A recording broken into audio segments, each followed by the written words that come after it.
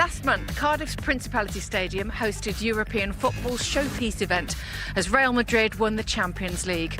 Tonight, the action promises to be faster, louder and arguably more dramatic as the Speedway World Championship rolls into town. And if this season is anything to go by, tonight we could be in for a belting British Grand Prix. Patrick Dudek making a dream start to his Grand Prix career. Oh, how they've stayed on the bike there, goodness only knows. Martin Vasilek with his second Grand Prix victory. It's the big selfie moment. We got strong and Hancock's gone down. Oh, and Pedersen's gone down. Freddie England! Oh my goodness! The Super Swede pulls well clear in the title race. England is in danger of going to the back. Yellowman. Greg Hancock's night is over. Jason Doyle charges through! What a performance this is from the Polish youngsters. Hancock needs a big performance tonight. Hancock here. What a move for the world champion! Hancock! Oh! Jason Doyle, who is going to win a Grand Prix here in Prague. Grand final in Horsens. Janowski! It's tough, it's harsh, it's the best speedway in the world. It's Australian Jason Doyle and Poland's Grand Prix rookie Patrick Dudek who lead the way in the World Championship standings. They sit tied at the summit on 65 points. Britain's Ty Wooforden lies 17 points adrift in fifth and is in need of a big performance today. Reigning world champion and four-time British Grand Prix winner Greg Hancock is seventh as we reach the season's midway point. Well, it's taken 400 man-hours and 3,500 tonnes of shale to turn Cardiff's Principality Stadium into a speedway track. We're expecting 50,000 fans inside here tonight as 16 of the world's best riders do battle at 70 miles an hour. It's Speedway's showpiece event and we're all set for what promises to be a great evening of racing under the roof here in Cardiff. Tapes go up in about 45 minutes' time. You're very welcome to Cardiff and the crowd is just starting to pour in. Some 40 minutes before we see any drama. Well, about half an hour we'll get some entertainment. We've Scott Nichols with us in a flamboyant shirt. In fact, I think you've slightly been, well, more smarter than me tonight. Oh, you've gone for the biker image. You're making me look all scruffy. What a season it has been so far. I mean, arguably the strongest lineup because you get the sense, don't you, that anybody could win here tonight. No question, it's by far the strongest lineup. It's just 5 different winners. It's fantastic. I mean, Jason Doyle, the man on fire last year. I mean, just to highlight, put some figures to it. His race win percentage has dropped by 15%. So that just highlights just how tough this series is. Yeah, it just goes to show, doesn't it? We've had 5 different winners. You know, I mean, it's been really extraordinary. We come to every single Grand Prix and not know what's going to happen. And Martin Vasilek starting it off. Well, that's it. Vasilek started like a man on fire, didn't he? He sort of tailed off, but the man there picking up in Prague, Jason Doyle, in the last victor there, Maciej Janowski, he's coming in here. He'll be coming here probably one of the favourites after that fantastic win in Horsens. Yeah, exactly. We'll carry that momentum through. But let's just talk about Jason Doyle for a second here because the man is a Terminator. I mean, for goodness sake, he pitches up on crutches, leaves on a stretcher and goes out and does the business in the final. Yeah, he's absolutely unbelievable. The man is just, well, he's on fire, but he's a machine, isn't he? Come back from such serious injuries last season. Just still every final and riding through the pain barrier in Horsens. He didn't have to go out in the final, but he still went out there determined to put more points on the board. So he fully deserves to win the championship this year, in my opinion. And he should have really won it arguably last year, I suppose, if he hadn't have had that injury. Yeah, it's injuries as part and parcel of it, but you know, he's bounced back even stronger, if anything. Yeah, really focused. We're going to talk about him, you know, in more detail a little bit later on. But Patrick Dudek. You know, he hasn't never raced here before. His first season in Grand Prix and he's finding himself on top of the standings. But you don't get the sense when you're watching that he's a big star and yet he's always there.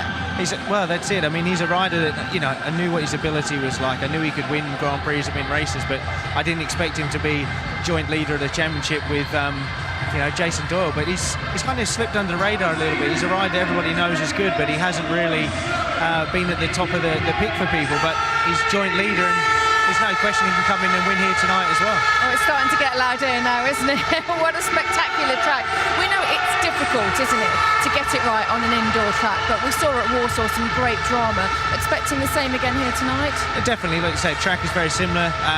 They've really got this track down to a fine art now. They've really worked hard over the years. I mean, those fans that have been watching the Grand Prix, the first few here in Cardiff, were a little bit of a minefield, but full credit to the track staff. They've worked exceptionally hard, and they've got these tracks down very, very well now. And they love the Speedway here in Cardiff, don't they? I know you've been out there in the fan zone today, meeting some other fans, and we're expecting a full house tonight, aren't we? Oh, for sure. It was brilliant. You know, we was down at the fan zone earlier. I mean, the weather was a little bit unpredictable, but certainly didn't deter them at all. And we know they'll be coming in here tonight, and they'll be entertained to a great night's race. There's no question there.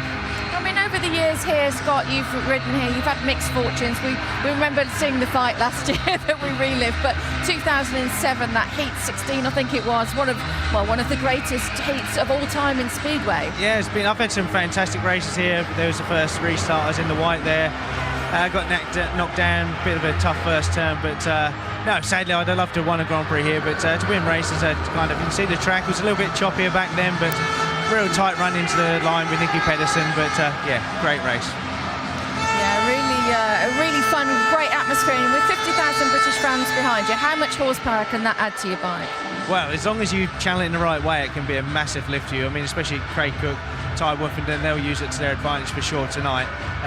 Yeah, Ty Woofenden, like I say, it's almost, you know, he's not won here yet, so I'm sure he'll be looking for a big night tonight. Yeah, well, it would be just incredible. Take the roof off, wouldn't it, if Ty Woofenden won? And we know that he's been struggling with form a little bit so far this season, but certainly he was popular earlier today in the fan zone, given a hero's welcome, and we can hear from him now because he's down in the pits with Natalie. Well, Ty's been soaking up the atmosphere in Cardiff for the last couple of days and meeting all the fans, the thousands of them that have come to visit you. Ty, do you feel that extra pressure of a home GP, or is that something you thrive on? Nah, I never get nervous or anything, so I don't really feel any pressure here. I put enough pressure on myself to be successful, so that's all that I need. And you know, when I get on that bike, I give it everything I got, and if it's good enough, it is, and if it isn't, then we'll get back to the drawing board. But practice felt really good. Rode one bike, track's amazing, beautiful stadium. Thousands and thousands of fans here supporting me. It's absolutely amazing. So I'm just looking forward to getting out there and doing my thing. Well, halfway through the series, how would you assess things and where you're at? Fifth in the world. You know, it's not bad. Some riders try their whole career to even make it to fifth. So I'm in a good position. We're by the end of tonight, we're halfway through the championship, and yeah, time to kick on and finish strong. How much of a concern is it that you haven't made a final yet? It's not a concern. It's just frustrating. You know, you work hard and you want to be successful, and you know, when it's not going. With the thing with Speedway, when it's not going, it's really not going, and when you're going good, it's like you're unstoppable. So yeah, it is what it is, and we're working hard, and you know, things are going in the right direction, and it's exciting. You've always made the final here, but what would it mean, and where would it rank for you to win out there? To win out there, I've never done it, so I don't know what it feels like, but I can imagine it'll be a pretty amazing feeling, so we'll see how tonight goes. We wish you all the best, Ty. Thank you. Yeah, boy, would we like to see Ty Woofenden win here today. But, you know, he has been slightly off the pace. And like you said there, when Speedway's going, it's going. It ain't going very well for him at the moment. What would you put that down to?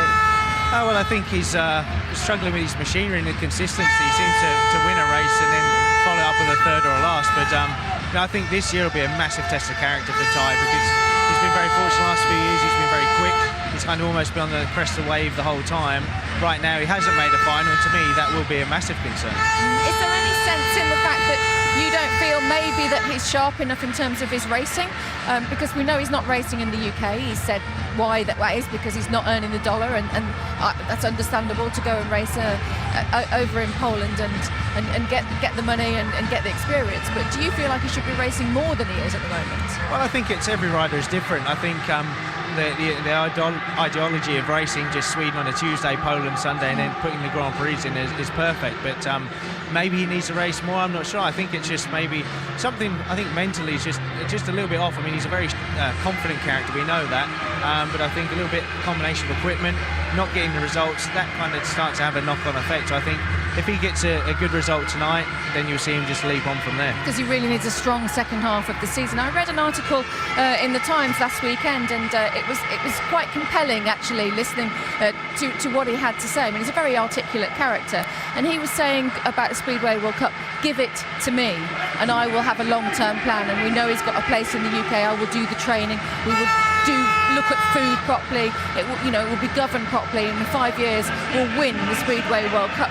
What do you make of things like that he says? I think it's great. I mean, I'd kind of put a similar thing forward a long time ago, not to run it, but just suggestions. But I think Team GB, they're going in the right direction. They have, trainers and nutritionists and things like that, but they need to race overseas, and that's what they're missing. Sadly, the boys are not good enough to be in the teams. It's very, very tough in Sweden and Poland. So, something along the lines of some individuals or some challenge meetings to give them the experience there, because it's such a different ball game racing overseas as it is here. We're fantastic at home, and that was highlighted in the World Cup. Kings Lynn, we were brilliant. Got to Leshno, Craig Cook on fire at the moment, but he had a terrible, terrible night. So the level needs to be elevated when you're riding against those guys that are riding in Europe. Exactly. The only way to get better is ride against people that are better than you. You have to chase somebody. Sadly, over here it's kind of a situation where there's a lot of big fish in a little pond, and it's great. And the UK is fantastic. So many riders want to come to the UK to hone their skills. We've got so many varied tracks, which is fantastic. But overseas, it's very different. The equipment is different. The intensity of the racing is different. And that shows that's where we need to be, just more racing overseas. Okay, well, certainly food for thought. It's been a long time, hasn't it, since we've seen a British winner at the British Grand Prix. 10 years, in fact, since Chris Harris took it in 2007. Will it be Ty Wolfenden in 2017, or will it be Craig Cook? The Cumbrian is British champion tonight's wildcard. We're going to hear from him next as he prepares to face off against the world's best Speedway riders on Speedway's biggest stage. Can we please have some more airlight for Speedway? And it's a big night for Craig Cook. This summer he's been crowned British champion for the first time, qualified for next month's Grand Prix Challenge, an event that could see him be a fully fledged Grand Prix rider, and he captained Great Britain to the World Cup final. Tonight he rides against the best in the world at Cardiff, and Natalie caught up with him. Cookie, 4th year here at Cardiff in the British Grand Prix. So you've been here before, but how does it feel as you sat here and you look out onto the track and the stadium, and in 24 hours it's going to be packed full of people with the Union Jacks, and they're all going to be shouting for you? Yeah, obviously being here before, it helps with the nerves. I guess I'm a lot calmer this year. I mean, I did turn 30 this year, so I guess that helps, being a bit coming of age a bit more, and I've just got a different outlook on Speedway in general this year. Since you were last here, you've been made the Team GB captain. You've won a silver medal at the World Cup. You've become the British champion. So does it feel different this time? Yeah, absolutely. It definitely feels different. And, I'm a different rider. I feel like a different person as well. Things have definitely changed over the last couple of years. I've matured as a Speedway rider and myself. So, yeah, I'm just enjoying my Speedway this year. Things just seem to become a bit more natural, and I'm not forcing it. What have you made of this year's series then? Yeah, it's just unbelievable. It's so close, and you can never ever pick a winner. I thought Wolfie was going to come out and do the business, but he seems to struggle a little bit, and so it's just hard, to pick a winner. Every round I've picked somebody to win, and they haven't done it. So I think we've done the same. It just shows how hard it is and how competitive this series is. It makes for great racing and great action. That's why all Speedway fans are loving it this year. You said when you won the British Championship you wanted to come here and put the cat amongst the pigeons. What is the game plan on Saturday night? Oh, there's never a game plan. Never ever a game plan. Never ever. I don't make plans because it's so hard to predict. So we'll just go and do my thing and just keep smiling, keep winding the throttle on, and see where we end up. But, I'm confident, in my riding ability, and if things go right on the night and we get things right, then there's no reason why I can't be up there. You mentioned confidence. It's something I wanted to ask you about. It's 2 weeks since the World Cup. I'm sure the emotions may be still a little bit raw, or something you still think about. How have you reflected on that? I was very angry, and the last couple of weeks have been hard for me, and I probably come across on TV as being relaxed, but really burning up inside. Obviously wanting to do my country proud, and it has been a bit like that for me on the bigger tracks recently. So, but we have made some changes for today and tomorrow, so hopefully that gives us the edge. What will you come away from here on Saturday night happy with?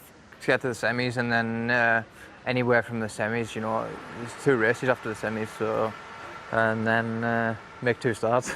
That would be nice. So yeah, I just yeah, make the semis is obviously what I want to do, you know, and then I think anything's possible after that. Well, a lovely, fascinating chat, Craig Cook there with Natalie, and what a year it's been really for Cookie. Finally gets to be British champion after playing second fiddle for so long. He's an ex-teammate of yours. How good is he, and how good can he be, do you think? He's a very good rider. I mean, this year he's having a fantastic season. They say he's qualified for next month's Grand Prix Challenge, and that's a track that should suit him. We saw he did really struggle in Leshno. I think it was a big learning curve for him. Tonight's a very different track, but yeah, he'll be good here. He's a good rider. I think if he can get a bit more experience overseas as well, which he will need if he wants to be a Grand Prix rider. Yeah, and we know that he's been here before, like you say. Will that help him tonight, because he knows what it's like? He knows what the big event is like. Yeah, it definitely will help. I mean, it's you know, the first time as a rider you come out into this stadium. I mean, racing is one thing. When you're out on the track, like you can see now, Craig Cook here winning a race in 2015. That's one thing, but it's the presentation. That's when you start, all those nerves start to build. So he will have learned from that. That will definitely help him coming into tonight. You know, if he does do well in the challenge and he does get through into full-time Grand Prix, do you feel like he's going to need a bit more than he's being given now? Is he going to have to change? Is he going to have a plan? Because it's slightly worrying where he says he never has a plan.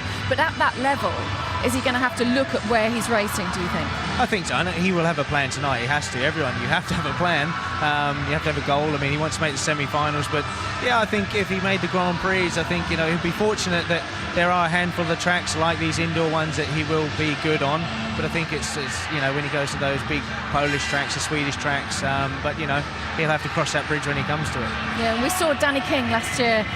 He was extraordinary in Heat 19. It was Heat 19, I think, wasn't it? We were on our seats. It was really brilliant. Is there something from that Cookie can take tonight as motivation? Because, you know, Danny was only just outside the semis last year. He will, and Danny did so well. I mean, yeah, Craig Cook only just missed out on the semi-finals himself in 2015. I think, you know, Danny kind of sort of grew into the night. It's a little bit slow at the start, nerves, no doubt, but he finished off well, and I think, yeah, Craig can look at Danny's performance and more so his own, and he'll come in, like I say, he wants to put the cat amongst the pigeons, and he's more than capable of doing that.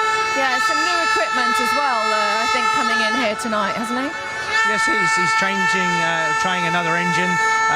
You know, there's a lot of the riders in the GPs are doing that. It's tough times, you know, things not working, you have to make changes. Yeah, absolutely. Well, we wish Cookie all the best, of course, tonight. We've heard from the British Challenge now. Let's find out who Nat can see. She's going for a wander in the pits.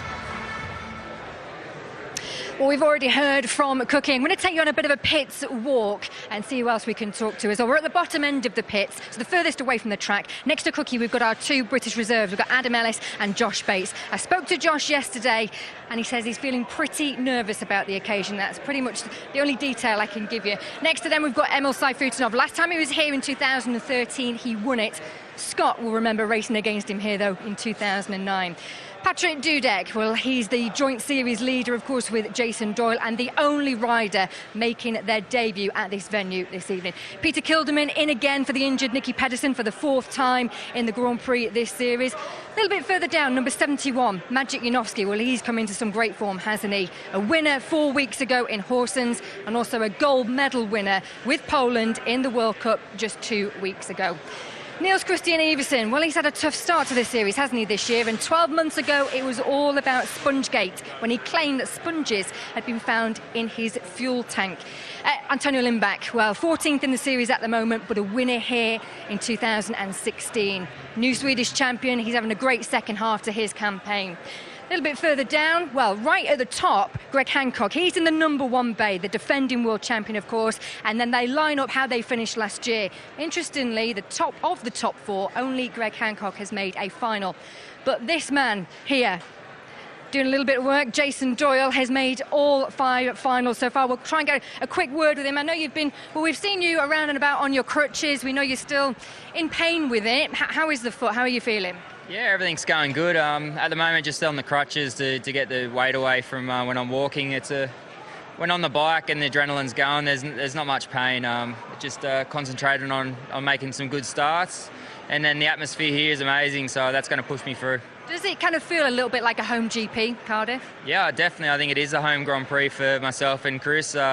We've been over here for 10 plus years, and we know most of our fans and sponsors are over here and our friends. So it's nice to be riding in front of such a big crowd, but it's a very difficult one. Top of the table battle now between yourself and Patrick Dudek. What do you think is going to edge it? Is it going to be experience, do you think? There's seven Grand Prix to go. It's a lot of racing to go, and I think anyone's game at the moment. You ask me that in Torrent at the end of the meeting, then it will be a different story. We wish you all the best tonight, Jason. We'll let you carry on working. Jason Doyle there. All the riders now getting set up, getting prepared, getting in the zone. Not long now before they head out there to be introduced to the thousands of fans. Thanks very much, Natalie. It seems quite calm down there in the pits, doesn't it? Trust me, it won't be soon. I think as soon as we start speaking and people here start with their air horn, so let's just go like this so they don't know that we're talking. It's so loud here, it's quite extraordinary. I'm hearing that there are a lot of queues outside, a lot of people still trying to get in because we are expecting a full house here, but Jason Doyle there at the end of Nat's pit walk, extraordinary character. We talked about him being a Terminator and something that's superhuman, but really we only have to look at what he's done since Cardiff last year. I mean, 6 podiums from the 9 finals that he's actually finished. It is extraordinary, isn't it, to get that kind of success? It really is. I mean, you can see he was on crutches there. I mean, you know, those that saw that horrendous crash in Torrent, to come back from that the way he has is unbelievable. He rode through the pain barrier again in Horsens and still made a final. I mean, you look at his statistics right there. I mean, that's 9 consecutive finals, like you say, barring that injury. That is just absolutely fantastic. And just when you see him interviewed, he seems really quite kind of nervous, almost really shy, but it's almost like a switch. As soon as that helmet goes on, he just wants to win, and he does, and he fully deserves it. It's tunnel vision, isn't it? It seems to me when I hear his interviews, it's black or it's white, and he's going out to win, and that's the only focus. He reminds me a little bit of Jason Crump. Is that fair, do you think? Well, he's very focused. He's very, like you say, in the interviews he keeps it simple, doesn't worry too much about fancy talk or statistics. He's got a job to do. He wants to win races. He wants to be a world champion. He's going in the right direction. He's got a young upstart in Patrick Dudek, who's doing everything right as well, very quietly. He is very, very quietly. He's yet to win a Grand Prix. No doubt that is just around the corner for him. But you see him, he's only a small lad, but just missed out narrowly on one final this year. But he's gone quietly about his business. He's won more races this year than anyone else in the series, but he's still snapping at Jason's well. He's joint leader with Jason Doyle at the top, and he kind of slips under the radar, really. You don't really put him at the top of the list, but he's there. He's there, tying both of them on 65 points. So from 2 riders wanting to be world champion to a man who knows exactly what it's like to be world champion 4 times over, and he's won here in Cardiff 3 times. The one and only Greg Hancock is with Natalie. Greg is a 3-time winner here. Cardiff must surely still be one of the favourite rounds for you. Without a doubt, you know, I mean, everybody knows that I have a little special feeling for coming to Cardiff, and it truly is the as close as I'm going to get to a home GP with the way the fans treat me here, and I get a lot of noise and I see a lot of red, white and blue, so it's not just the Union Jack. We saw you in practice yesterday and it became clear that you were struggling with your shoulder. Are you worried that it's going to be a problem for you today? Well, you know, I mean, it's life and you can't worry about that kind of stuff. But, you know, in this game, anything can happen. And I had an accident the other day and I felt the effects of it yesterday. But now everything's taped up the way it should have been yesterday and I would have been fine. But, hey, it's Speedway. We got to do what we do. You've admitted this year has been below par for you. Mentally, has this been the most challenging season for you? Well, no, I don't think so, because I've had some pretty mentally challenging seasons over the years, and it doesn't matter. I mean, this is a really tough field. It's really consistent from number 1 to number 15 permanent riders, and it's you can't afford to have one bad race. In the past, you can kind of miss one here and there and be all right, but now everybody's so on it. So it's but the way it is right now, I've had some trouble with equipment. I feel like we're making tracks on that now and going up, so I try to keep the mental side of it to the side. We wish you all the best now, Greg. Thank you. Oh, Oh, put your hands up if you love Greg. I mean, you can't not love that guy, can you? You can't not. He's unbelievable, isn't he? And he says it all so well. Everybody's on it. I mean, he's absolutely right. Only one final this year, but it looks like he's made some big changes technically, and we could see something special from him tonight. Yeah, just hopefully that shoulder injury doesn't hamper him too much. You know, these tight little tracks, that could be an issue. But no, clearly to start the season, he wasn't happy with his equipment. He's made changes. But like he said, you can't afford to have an off night because the competition is so tight. So, yeah, but he's honest as always, and we know how special Greg is on these small indoor tracks. Absolutely, yeah. And fireworks going on behind. We see fireworks on track as well. Why is he so special here, do you think? Is it the American thing? Yeah, he comes from very small tracks back home in the States, so used to making very electric starts, turning the bike, so that suits him down to the ground. Yeah, well, really true. Just put it into context, his first British Grand Prix win was in 1995 in Hackney. Ladies and gentlemen, that was 22 years ago. Pre-racing shows underway here at the Principality Stadium, so we're getting close to some action here on track. We'll have rider introductions and the first 4 heats from the British Prix. We are minutes now away from rider intros, and it's all going on the track. And at this point, you'd probably like me to describe what's going on. It's kind of like Britain's Got Talent final gone absolutely insane. It's got the Fuel Where's the Girls, they are called, down there, doing their fire thing. Are you impressed? I'm very impressed. I'm actually quite scared and intimidated at the same time. It's actually quite strong. We're quite some way away from them, and we can feel the heat from the fire, but they've been entertaining the crowd, which is almost at full capacity, I think. Yes, I mean, it's fantastic. They always try and do a little something different on the intro, so yeah, it's cool. This is definitely different. I feel like it should be at like a heavy metal concert, but no, I mean, I'm sure the crowd are enjoying it, but they want to see the racing. That's what of course they do. And at this stage, felt that, didn't you? Yeah. Heat from that radiating out. The riders at this stage of the night now, they're just about to be introduced. What does it feel like? This is the builder right now. It's kind of, you know, the fans are being entertained to the entertainment, but the riders will be down there in the tunnel now. They'll all be reacting differently, but I guarantee they'll all be prepping that first race. They'll be running it over in their heads, going out, looking at the first race, visualising their gate position. You know, the heart will start to be pounding right now. I mean, the feeling when they come around there, you see Josh Bates now coming out. I mean, he'll be nervous as anything, and he doesn't even have to race unless somebody touches the tapes or something like that. But no, when Craig Cook comes out, that's when we'll really start to hear the noise, and that's when Craig will really, those goosebumps, hairs on the back of his neck, they'll really stand on end. It must be difficult coming out as a reserve, though, not knowing whether you're going to race or not, because you've got to be completely dialed in, haven't you? Yeah, you have to be ready. You know, these boys have to be ready to drop out. Adam Ellis here, you know, he's had a decent season. They've got to be ready, but they can enjoy it. I mean, it's a good little test for them as well, because at the end of the day, ultimately, these boys, they want to be in the position that Craig Cook is in right now. So for them to soak up this atmosphere and talking to that man, Craig Cook, certainly won't miss him with those Kevlars on, will we? It's pretty bright, but he's going to enjoy this. Reception for Craig.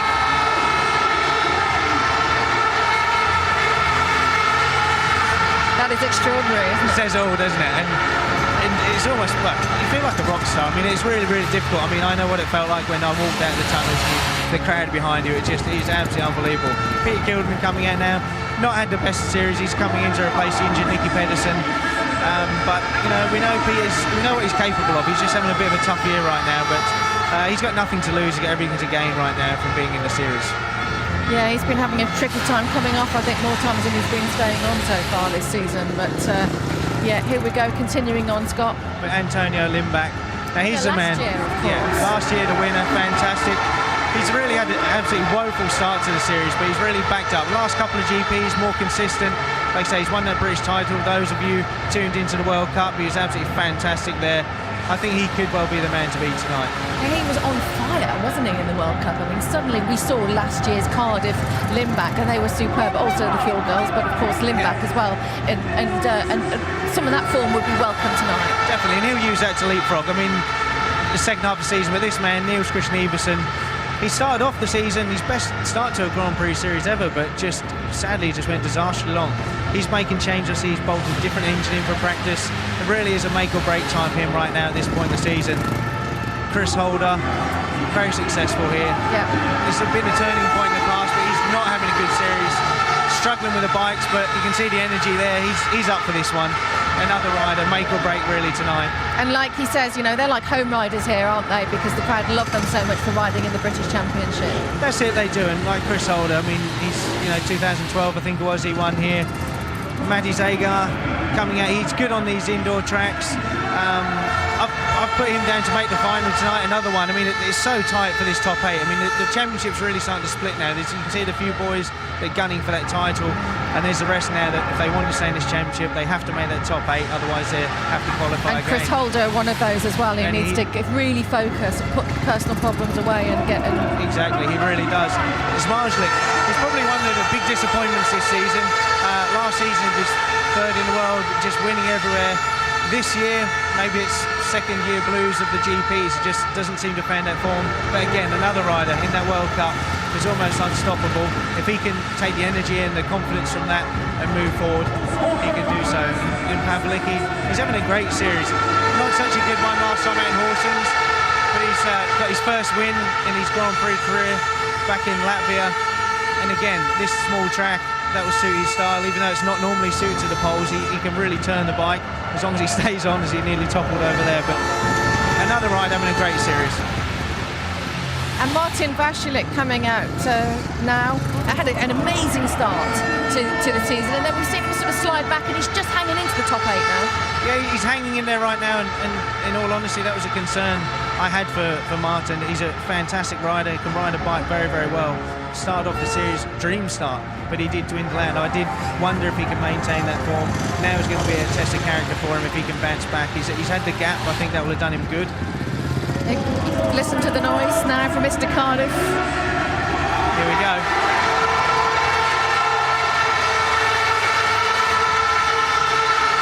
You see, that's what 100 years of riding a Speedway bike gives you. Exactly. He's just, and he's one rider that will properly soak that up. He'll use that to just lift him, and he'll need it tonight. That, you know, he's very good at putting things to one side. He's got that shoulder niggle. He'll be definitely wanting to build that, but Emil Sayfudinov coming out now. I think he'll be in the final tonight. Last time he was here, he won. So, yeah, and I think people were expecting a little bit more fireworks from Emil coming into the series, but he's a much older, mature rider now. But we've seen some signs that he's certainly not afraid to mix it up, and I think you can expect big things from him. Right up there and in with a chance, especially if the second half goes much stronger. He's definitely got stronger as the series has gone on. Here we go, let's have a listen to this.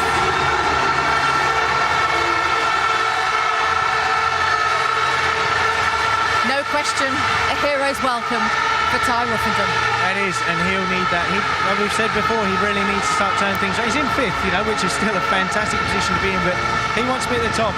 Hasn't made a final yet, but he's the only rider in the last 3 years to have made every final here, so he has to be there. And Freddie Lindgren, a UK-based rider, started off the championship brilliant. He had that knee injury. It definitely held him back a little bit, but to be honest, his form is off at the moment. His league form is not what it was. We know he's capable of winning races. He's proved that time and time again, but I think he will definitely be using the crowd to try and lift his performance tonight. And then last time winner out, of course, Maciej Janowski. He could do great things tonight here. He really could. He's having the best GP campaign by far. He was really good last year, and again, a little bit like Vasilek. He's a really cool, laid-back lad. It's just whether he can maintain that focus and that consistency throughout the whole season. But right now, he could be another big threat for tonight. What about the new kid on the block? The guy who's right at the top of the table, Patrick Dudek. Yeah, that's not going to faze him. I think he'll come out. I mean, he looked very good in practice. His bike was reacting very good from the starts, which is so crucial here. Yeah, like you say, he's kind of a bit of a dark horse, really, slipping under the radar, but he's joint championship leader. Joint championship leader, the man who is at the top of the table, coming out next, Jason Doyle, and he's going to get such a welcome here. They love him, don't they? They do, and he deserves all the applause he can get, riding through that pain barrier. His name's just being announced now, and we can hear it. So the last of our riders coming out. You don't get any more hardcore than this guy. No, you certainly don't, and he's not made a final here yet, and so tonight, could it be the night? I think it's going to be tough, but he'll be giving it all, and I'm sure we'll see him coming out here leading the championship soon. Well, I hope you're in fine voice, because it's going to be the Welsh national anthem coming up. We're just waiting for that one, and we'll hold some silence for that to start.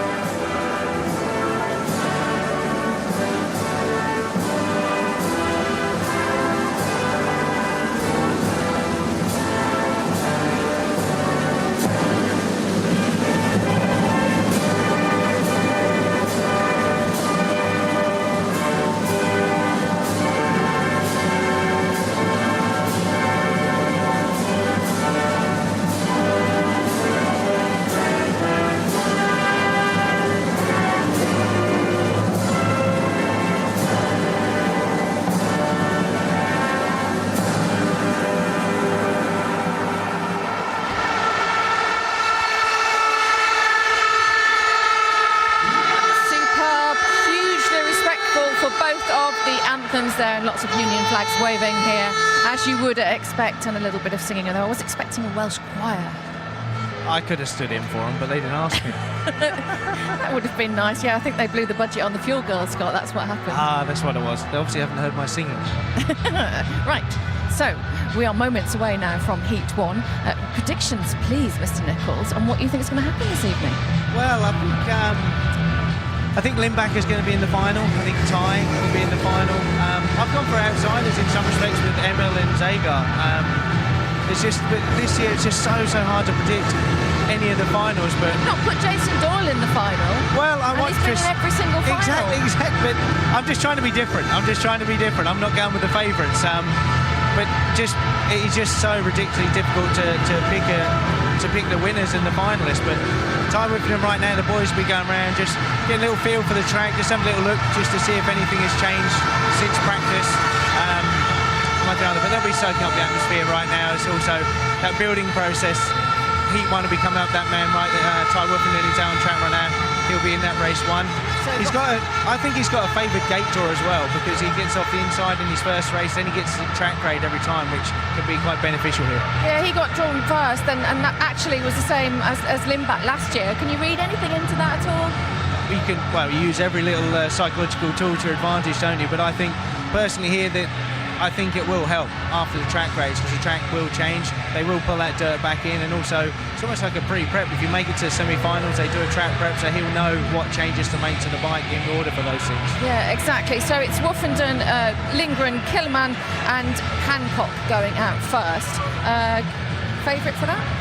I think Ty off the inside. The inside gates work here.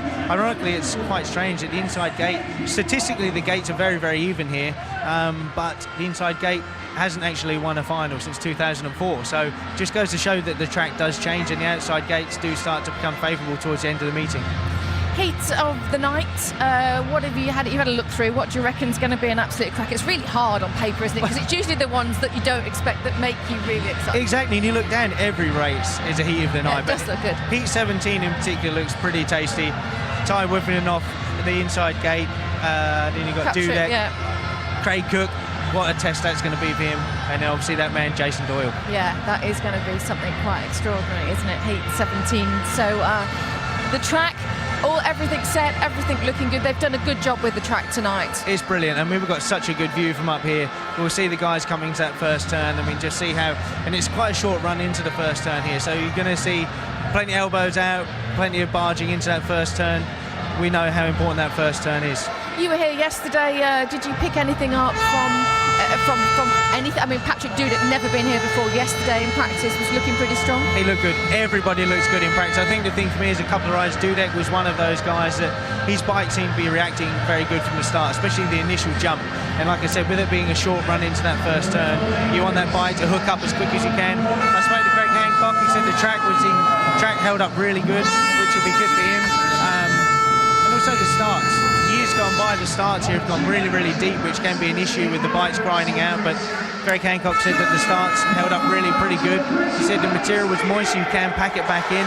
So just keep an eye on the guys at the start, just have a little look what they're doing, because every ride has their own little technique and little routine that starts. I'll be keeping an eye on that throughout the night. Well, exactly. The crowd look like they are in for a treat. We hope you're in for a treat at home as well, as we look around, and it's a pretty full house here at the Principality Stadium. And where would you say we are in terms of the championship? We heard Jason Doyle say, there's still a long way to go, and of course every race is absolutely vital.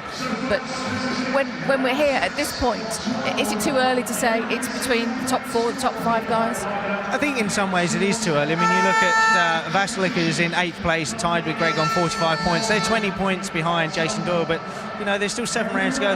They can chip away a couple of points a meeting. I mean, then you look down, Lindback is in 14th on 29. It's probably realistically is too much of a target for him to be a champion, but you can see the points coming up on the screen now. There it gets really tight. There's a gaggle there. You've got 3rd place. They're all still within reach of winning this championship. You only have to have one off night and you can bounce back. So Greg Hancock, he'll be come off the outside gate. Can sometimes be tough, but I'm sure you'll see him lying right up close to the fence. There should be a little bit of moisture there to give him maximum traction into the first turn. Again, Greg Hancock sitting in 7th place. It's exceptionally tight. The ones that I probably really need some, well, not panicking, but the ones that really need to get their act together are the ones in that bottom 8, because like we keep banging on, but 8th place, if you're not in that top 8, you're relying either on a wild card or qualifying through from the qualifiers. 4 of tonight's lineup are in that qualification series. So again, with Craig Cook, that could help him. If they've already qualified, that's probably 2 riders that he doesn't have to focus on in that challenge. And recently Ty Wolfenden's come out and said he's 17 points adrift the top, but he reckons he's still in with a chance of this title, and it's interesting and it's good to hear him talking like that in such a positive way. But tonight, really, really vital for him. It is, like you say, he hasn't made a final yet. He's getting ready to go out in race 1, I think. And sometimes it's quite nice to be the chaser. Sometimes when you're at the front, you can be a little bit complacent. Does it relieve pressure a little bit if you are the chaser? I think so. For me, it's quite nice to be chasing. I mean, you don't want to be too far behind, but kind of gives you that motivation. It gives you a goal. And I think, you know, Jason Doyle is very, very focused. He's just all about winning. But these guys, they're chasing hard.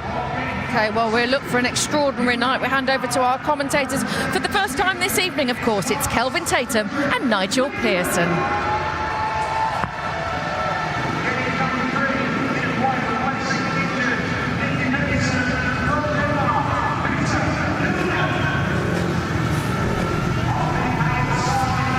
Here we go, the first race of the night then. Ty Wolfenden going off the inside, the British rider, twice world champion.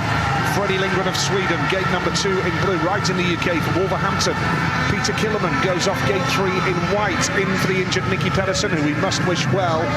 Of course, the Dane who is currently on the injured list, and we hope that we will see him back later this season. And Greg Hancock, 4 times world champion and reigning world champion. Huge favourite amongst British fans, Greg. He did a lot of years here. He goes off the outside gate in yellow, rode over 600 British meetings for various clubs. Greg Hancock, he's off the outside gate. First race of the night. Kelvin Tatum, MBE, alongside me. Former world long track champion, England World Cup winner as well. We're at the halfway stage of the World Championship. Great to be here, Kel. Absolutely fabulous atmosphere in the stadium once again. Heat number 1, they settle down, the green light about to come on. What a night in Prospect. There's going to be some nerves at the start line. Will they get away first time? Oh, they have indeed, but the red lights are on straight away. No surprise. Yes. No surprise there. Scruffy start. Peter Kilderman, I think, was moving a little bit there. A little bit tense, Peter. And we do now have this warning system. It will be interesting if Christian Froschauer, yes, clearly Peter Kilderman moved a little early there. Wolfenden moved. Oh, I tell you what, just an untidy start. It'd be interesting if it's just an all-4 back, in truth. I was saying Christian Froschauer from Germany is the referee this evening. Yes, well, I did say, didn't I? There's going to be some nerves at the start, and so it proved to be, Kel. Bang on.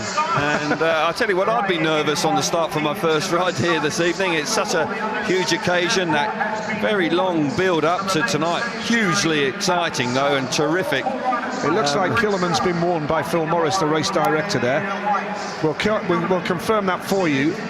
It looks like Peter Killerman has just had a word in his ear. He's rolling. Race director Phil Morris. He was rolling. And probably the right man to pick on there. Shame, but doesn't mean you can't win. We've seen it earlier this year with riders on a warning going on to win the meeting. It happened in the very first Grand Prix of the season, in truth, with Martin Vasilek. He went on to win with a warning. Last-minute adjustments there to Peter Kilderman's bike. No doubt about that. The warning is there for Kilderman. Confirmation. Yep, that stays with him throughout the evening now.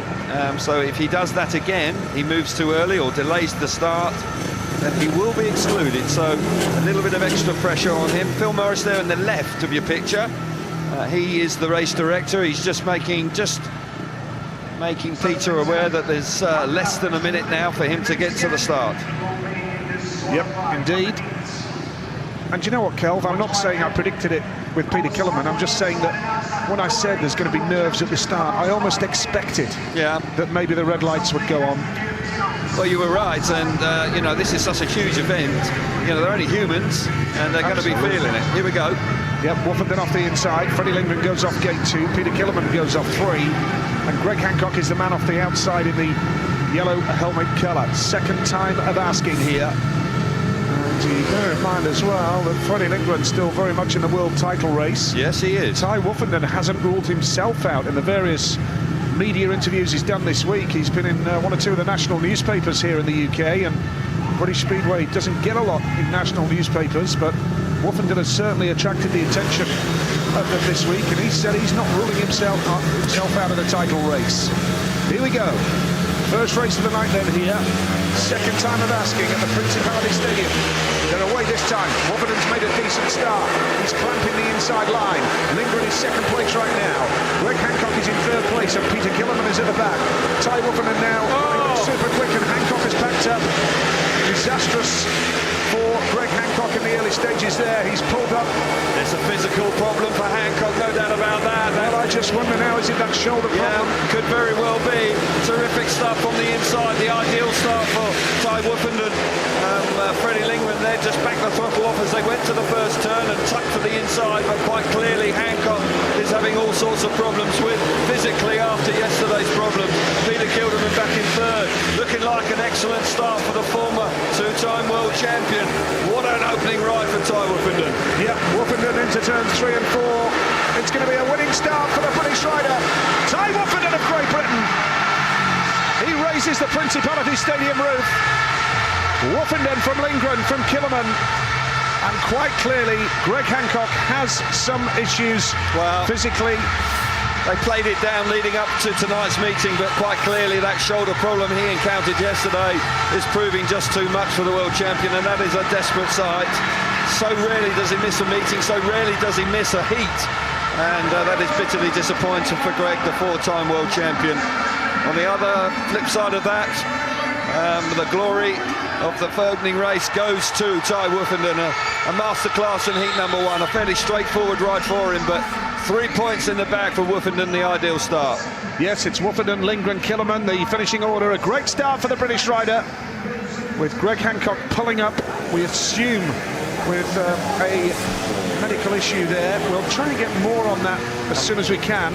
I'm sure we'll get some reaction from him, but the bike was still running, Nige, as he actually pulled off as he went into the third turn. Second time of asking.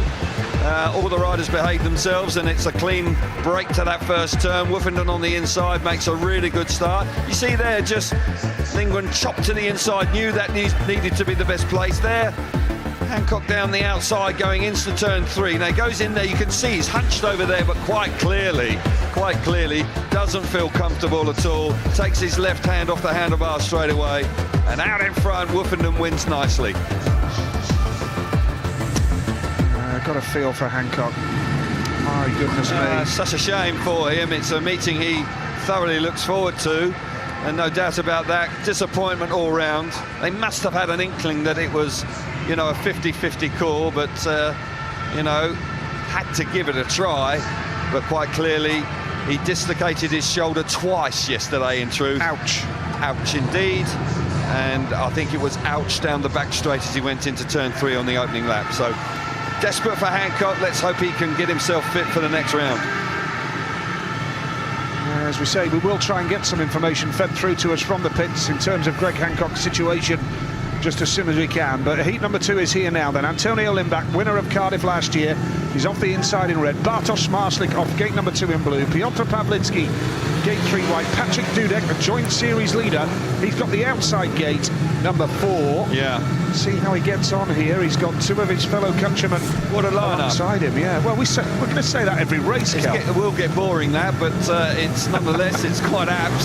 This is a fabulous lineup. Limbach on the inside. He's been in really good form recently. Yep. Here we go. Oh, Pawlicki straight into the tapes. Nerves. You said it, Nige. Yeah. There's going to be a few nerves jangling tonight, and Pawlicki just impatient on the start line there, clearly jumps the start. This is going to surprise you, but the referee has put him out. Well, I think he'll be on the phone. I'm sure he's got a case somehow. Really? No. Seeing that, I think I'll change my mind. I think he's got to go. Such a shame. Pawlicki, another rider in fantastic form, is going to be kicking himself. It's such a tough series, you can ill afford to throw opportunities away, and he has there. So he's got 4 more opportunities to make the semi-finals, of course. Top 8 make the semi-finals from your 5 completed rides. That makes 20 in total. But certainly for Pawlicki, he's now going to have to wait. And he puts himself under a bit of pressure. I'm not quite sure when his second race is. 8-6 off gate 4. So he's going to have to wait some considerable time, in truth, before he gets the opportunity to get some laps under his belt. Yeah, he wasn't just a jump at the start. He's gone straight through the tapes. Yeah. And he has shown nerves at the start line before this season. I just wonder if this occasion has just got to him there. But, you know, I've seen him do that before last year when I can't remember exactly which venue it was, but he has jumped the start and he's come out and then won the next 2 or 3 races. So he shows great character. There's no doubt that he has the opportunity to do it, but he will be disappointed in himself for doing that, because unfortunately there's nobody else to blame. Very much so. Quite a few Polish fans that have made the journey across here as well, and no doubt and we can confirm now here as well, by the way, an update on Greg Hancock. Unfortunately, he has withdrawn from the meeting. Terrible shame for Greg, that, because as you pointed out, he's a hugely popular figure here, and people really do look forward for him coming to ride in the UK. We've got Adam Ellis coming out here for an opportunity, Nigel. What a moment for Adam. And all of a sudden, the young boys at reserve are going to be pretty busy, because there's 4 of Greg Hancock's rides to fill. And now Adam Ellis is here for Pawlicki. Well, Adam could get 3 rides tonight. Yeah. And hope he enjoys it. That's enough to get to the semi-finals. Could win the meeting. Good point. So Adam Ellis comes in then, the youngster who started his career in the National League with the Isle of Wight, and currently rides for the Swindon Robins, who are on a great run of form here in the UK. Incredible run. He grew up in France, in truth. His father John moved there, and Adam was born there and is now subsequently racing in the UK. But this is a huge moment for the youngster. It is indeed. Heat number 2. Second time of asking here at Cardiff. Can Lindback do it off the inside gate here? Made a decent start, so is Smarslick. Smarslick's going to try and clamp him down, and he's done it beautifully. Now Dudek's trying to get around the outside of Antonio Lindback. Lindback's closed the door, though. That was a nice move, and now Dudek tries the inside run. Dudek's trying to come through. The lead is with Bartosz Smarslick. Second place, Antonio Lindback. The joint series leader, Patrick Dudek, is third, and Adam Ellis is at the back, but he's on the pace, to be fair to him. Yeah, fair play to Adam, but what a start that is from Bartosz Smarslick out of gate number 2.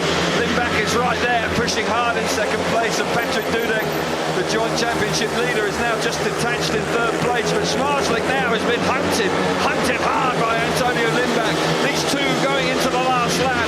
Smarslick desperate for a win. Yeah, riding beautifully, Bartosz Smarslick. Not really where he wants to be in the championship, but still a lot of points to go for between now and Melbourne in October. Bartosz Smarslick, the Polish sensation, takes the checkered flag. Great ride from Bartosz, from Gorzów in Poland. That was a super ride, and Antonio Lindback really had to work hard to see off the challenge there of Patrick Dudek, the joint series leader, who gets a point for his efforts there. Well, he enjoyed that, the way he celebrated. He's had a hard time in the Grand Prix series this year. World number 3, I remind you, and this year hasn't quite lived up to that. But that was a really good start from gate 2, that he really meant it.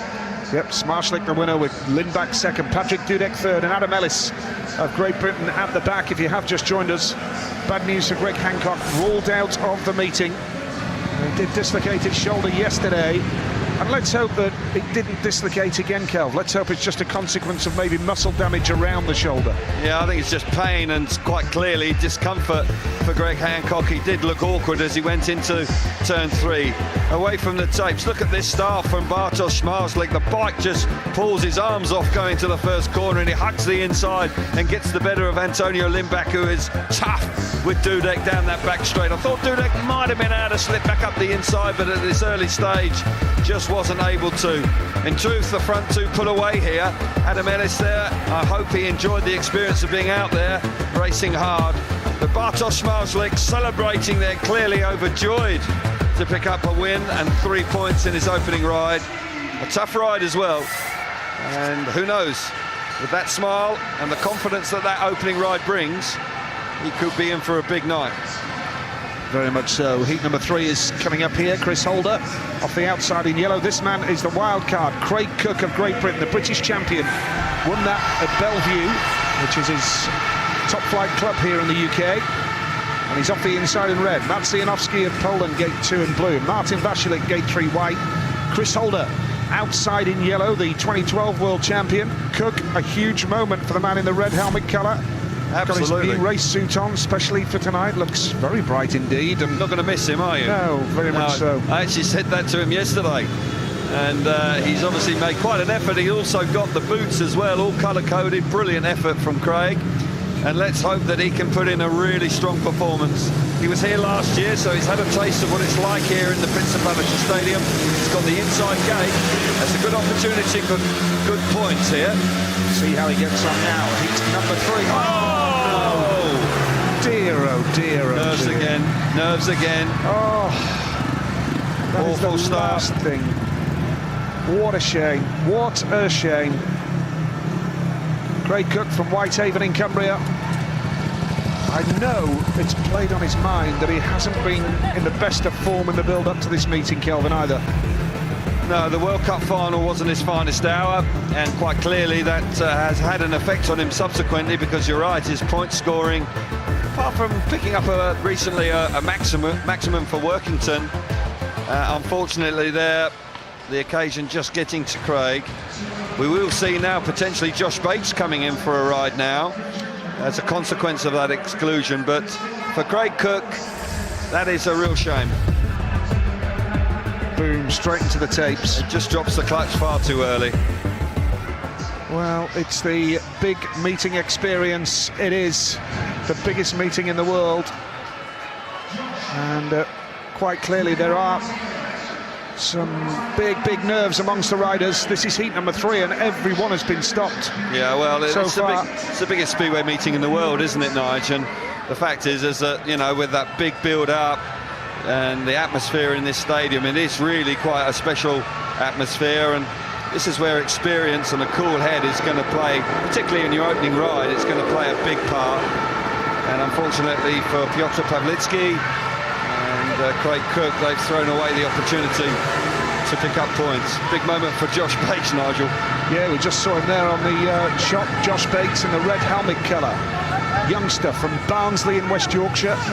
His family, they have a major part to play in Sheffield Speedway in the Championship and are promoting hard at Leicester in the Premiership as well. They love their Speedway, the Bates family. And Josh here, it's a proud moment for the youngster, and will be able to pick a point away from Janowski, Vasilik or Holder. Let's hope he just enjoys the experience. He's off the inside gate. Maciejowski, gate number 2 in blue. Martin Vasilik, gate 3 white. Chris Holder going off the outside in yellow, but for Josh Bates, this is a huge moment, Kelvin. Yeah, it is, and I don't think that's under-egging it at all. It is a huge moment for him. He's going to be nervous. He's a wholehearted rider, that's for sure, and it is quite a moment for him. He doesn't want to look to the right, in truth, because he may be psyched out a little bit with the customers he's got to race against, but fortunately, he only has to look to the left of the magnet, and I do hope that he can be patient and cool enough to wait for the tapes to go. Janowski in gate 2. First at the tapes, look at him. He's eager, isn't he? He's dead keen to get on with it, and he is indeed. Here we go. Let's hope he can get a point or two. Yeah, here we go then. Heat number 3. Can they get away this time? Bates in red, the youngster. One of the reserves here, taking the place of Craig Cook. And they're away first time. Janowski's made a beauty off gate number 2. What a start that is. Oh. Bates is in the mix, he's in second place. Josh Bates, can you believe this? Josh Bates holds second spot. Chris Holder is third. The man in white is Martin Vasilik around the outside. But Josh Bates is chasing hard after Maciejowski. Can you believe this? Janowski from Bates, from the man in yellow, Chris Holder. And at the back, it's Martin Vasilik. Yeah, Janowski out in front. Terrific first corner for him. And Bates is there. He is on the pace, charging away in second place. I said, can he pick up a couple of points or two? And he will do if he hangs on there.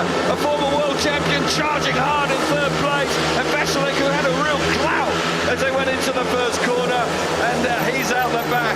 Fantastic moments here for Bates, but Janowski's putting away. Super ride from the pole. Yeah, a key moment for Maciej Janowski. He takes the win. Josh Bates is in second spot. Chris Holder third in yellow, and Martin Vasilik is at the back. Obviously, huge credit to Maciej Janowski. 7 points behind the lead in the title race before tonight. Picked up 3 precious points there. But the British flags are flying high for the youngster, Josh Bates, who has just finished in second place. What a moment. Huge credit to him. Fantastic first corner. Showed no nerves at all. Just charged in there and rode brilliantly for second place. Janowski, Bates, Holder, Vasilik is your finishing order, and a big 3 points for Maciej Janowski. As the series goes on, every point he scores is going to become even more significant, Kel. Absolutely, and what a magic moment for young Josh Bates. Certainly Maciej Janowski was terrific out in front, made a superb start. He's blue helmet colour. He drops the clutch, Janowski, and the bike digs in just like his compatriot Smarslik did just moments earlier, and gets a really good run to that first corner. Josh Bates is there.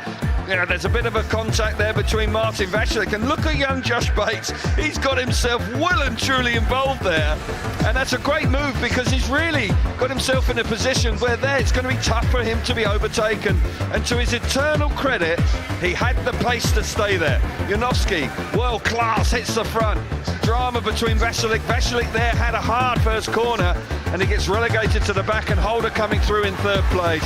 Young Josh Bates pushing hard. I bet he can't believe it. He's probably having to pinch himself down in the pit lane that he managed to pick up 2 World Championship points in his first ride.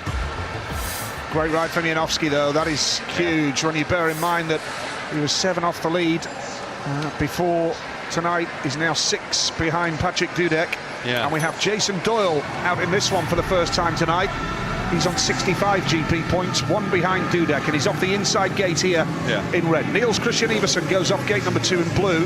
Emil Seifutinov in a good bit of form now, goes off gate 3 in white. And Matti Zagar goes off the outside in yellow. After this heat, every rider will have completed 1 ride, or should have completed 1 ride. Some of them weren't able to get there because of the tapes. Damien Bates is his uncle, is alongside him there in his pit corner here tonight. What a moment. Proud moment for the Bates family. And here we go. Heat number 4 it is. Jason Doyle off the inside in red. Can he get there? Iversen's made a great start from gate number 2.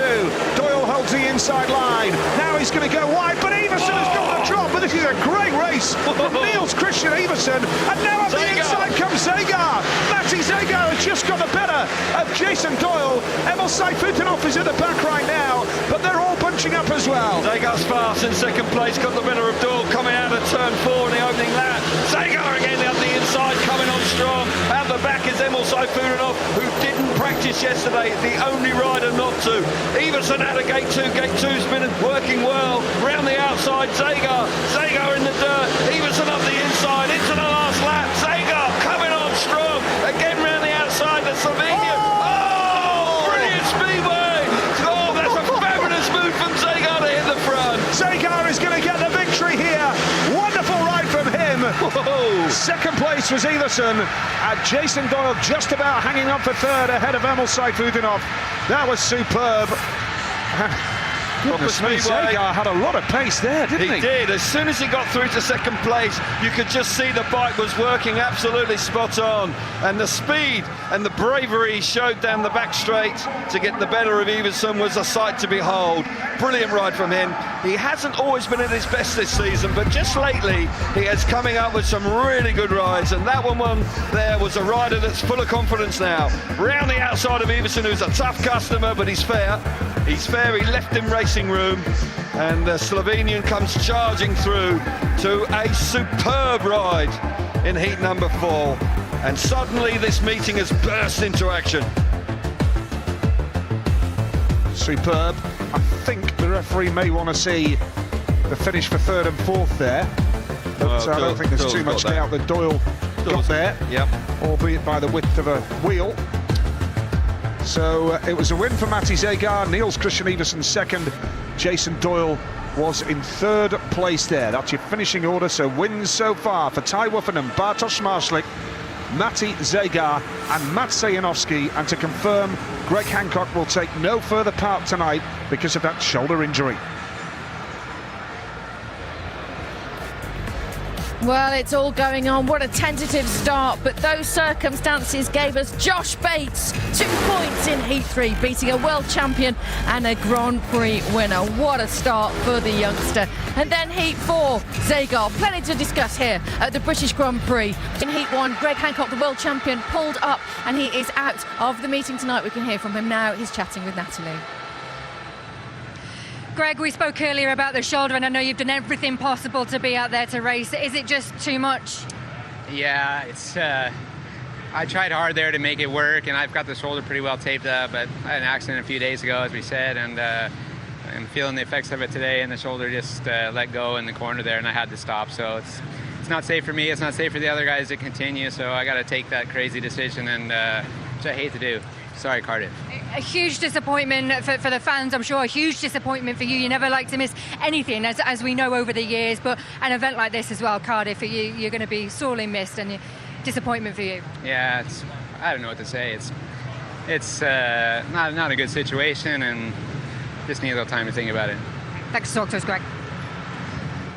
Yeah, well, it was kind of him to talk to us. He's obviously extremely gutted, and what a huge shame that he can't. But all you can do is try. If you missed the pre-race amble, he fell over and fell down the stairs in his office and dislocated his shoulder. It popped out again yesterday, and clearly he's having problems with that. I mean, this could be career-defining as well. Well, it's for a championship, definitely. I mean, it's you know, for Greg to pull out, that's huge. We can see here in 3rd place, goes into the 3rd bend, and see the shoulder gives way. And problem is, when the shoulder pops out, there's a period of time when the muscles are just so weak that it's going to keep happening. So he has to kind of regroup now, but it seems certain he will drop out of the top 8 now. So it's going to be a tough second half of the season for Greg. And of course, we know that Greg is super fit, but recovery, as we know, as you get older, is more and more difficult. And we wish him all the best and hope that he can recover really well with that one and come back for some more, because we love him. Craig Cook.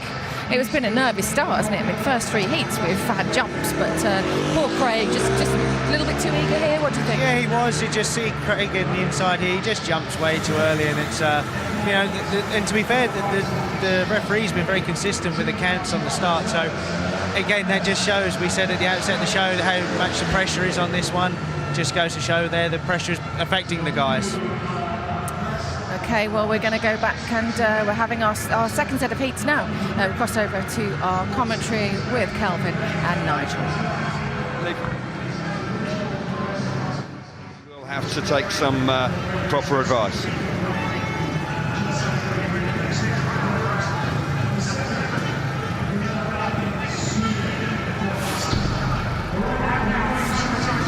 Here we go then with heat number 5 of the Adrian Flux British FAM Speedway Grand Prix. It's Matti Zegar off the inside and Tai Woffinden off too. 2 race winners so far. Antonio Lindback, gate 3 in white, and Martin Vasilik off the outside in yellow. We've heard from Greg Hancock, Kelvin. Sports Mr. Popular, Mr. Yeah. Nice Guy. It's a major disappointment. Yeah, well, Greg's had a hugely, you know, injury-free career. You know, you have to if you're going to still be racing at 47.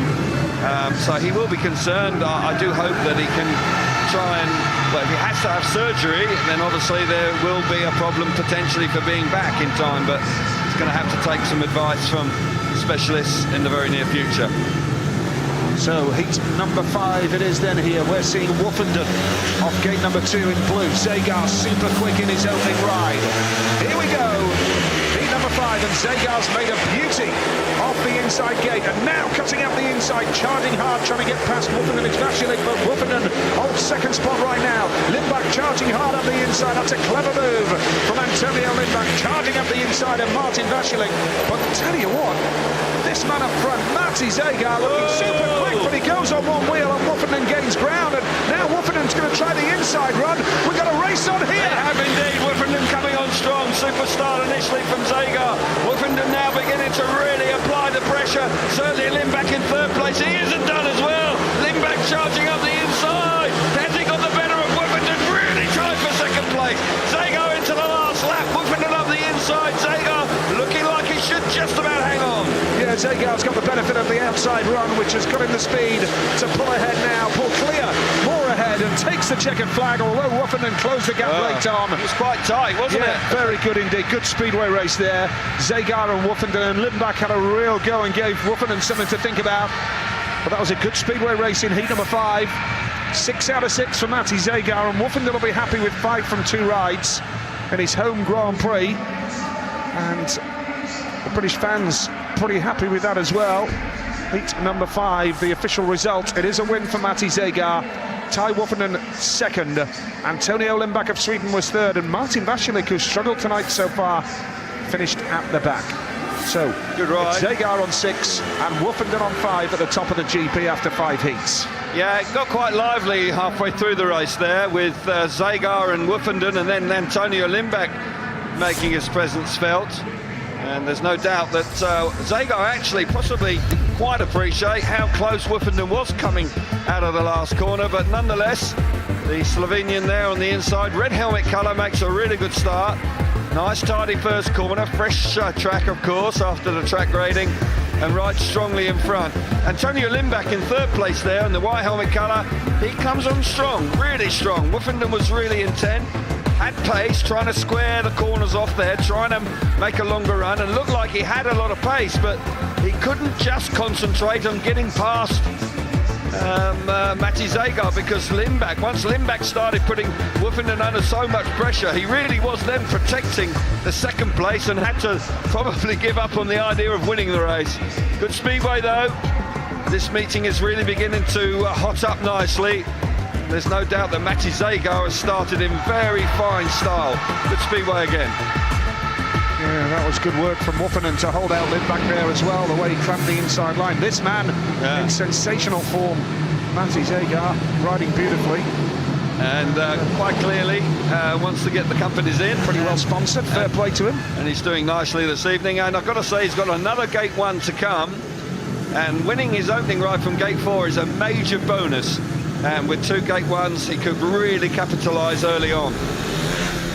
Number 6, here we go then off the inside, Niels Christian Iversen. Now, what can Craig Cook do off the gate number 2 in blue? Freddie Lindgren from Sweden, gate 3 in white. Piotr Pawlicki, the pole going off the outside gate. Cook and Pawlicki, trouble at the tapes in their opening race. Let's see what they can do here. Heat number 6. Oh, Iversen made...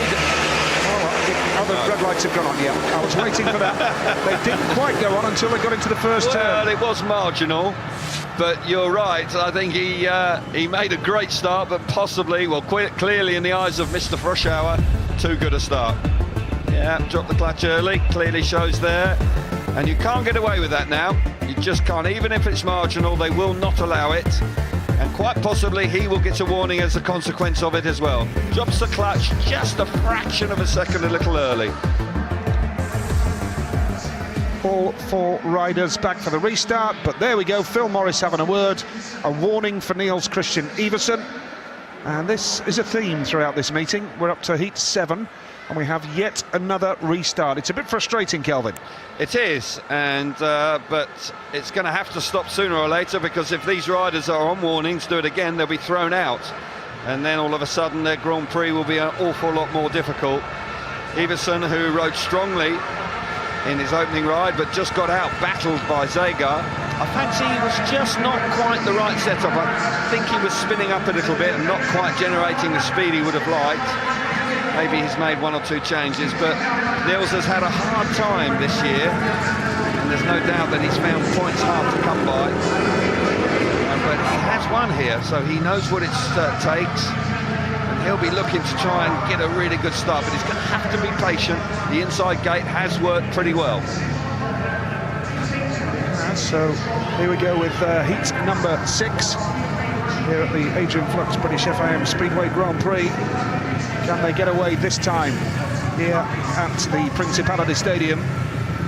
Niels Christian Iversen on his way down the back straight. Doesn't ride in the UK this year.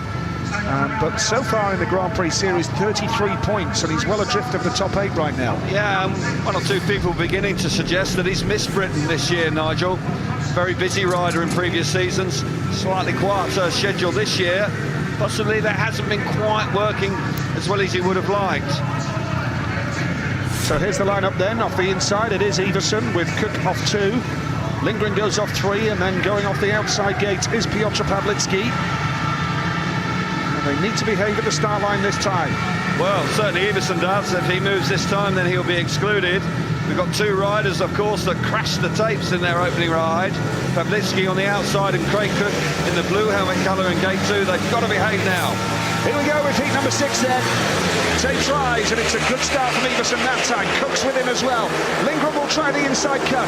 Nice move from Lindgren to come into second. Watch out for Pawlicki in yellow, charging hard as well. The lead is with Niels Christian Iversen. Lindgren's hunting him down. Lindgren takes up the challenge. Lindgren charges hard, and he's come through. Brilliant move there from the Swede. He charged through and got the better of Niels Christian Iversen, who tried to slam the door shut, but Freddie Lindgren just came roaring through. Pawlicki into third. Cook is out the back. Freddie Lindgren really has been in sparkling form this season, and he's riding very strongly here. There's a battle for third. Cook very nearly getting the better of Pawlicki. Pawlicki out of control. That's allowed Cook through into third place, but Lindgren is picking up the lead here. Freddie Lindgren currently 5th in the World Championship standings, and looking good here. He had to work hard early on. He's a tough, hard racer. Freddie Lindgren done the job there. Fast Freddie, they call him, and he's passed Niels Christian Iversen.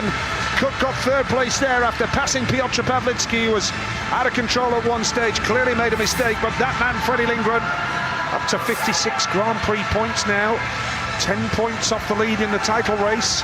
He's delighted, absolutely delighted. I said earlier, plenty of Wolverhampton fans that have made the journey down from the West Midlands to support him here tonight. And that was a very, very impressive ride. He came through superbly. Living up to his nickname there, nice. Fast Freddie Lindgren, no doubt about that. Really nice, sweet move up the inside of Iversen to get to the front. Lindgren the race winner with Niels Christian Iversen second. Craig Cook was third, his first point of the night. Pawlicki struggling there at one stage, clearly. Lindgren, 5 points, goes level with Woofenden. Iversen's on to 4 as well, and Matti Zegar is on 6 points out of 6.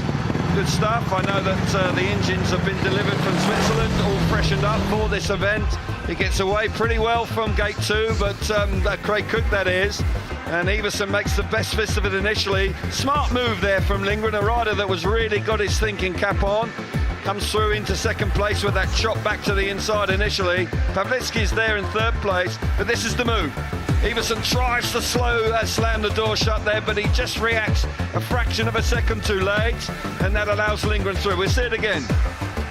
It's a good break. They're not much choose between them, but Lindgren makes that move up the inside, and that really pays dividends. He's a touch vulnerable there from Pawlicki, but now squares the corner off. He's got his wheels in line and powers to the front. Nice move from Freddie Lindgren, clean move as well. Here we see it again, Iversen trying to come across, really tight in actual fact, with Freddie Lindgren with the front wheel well over the inside line. Pawlicki now out of control, not been the start to the Grand Prix that man needed. I actually fancied him for a win. He's going to have to pick his performance up, that's for sure. But Freddie Lindgren, 5 points out of 6, that's a really good start. Don't think he left Iversen with much alternative but to get out of the way there, Kel. No, but Iversen tried to react, didn't he? And he came across, and you're dead right, Freddie was coming through. Janowski off the inside here then, on 61 points now. He's only 5 points off the lead in the title race. Doyle off 2, Smarslik 3, Killerman off the outside. Doyle joint leader in the championship. Here we go, Janowski is skating superbly tonight. He's got the lead here in the early stages of heat number 7, and Doyle is chasing hard after him. Killerman is a man in yellow, the man in white, Smarslik is going to try the inside run, but Janowski has the lead, and now Doyle is under pressure. Peter Killerman who goes wide, and Doyle's going to have to take him wide as well to block the opportunity there. And they're all bunching up. He's coming back for more. Oh my goodness, Peter Kilderman's now been squeezed out of it. Janowski's up front, brilliant stuff from him.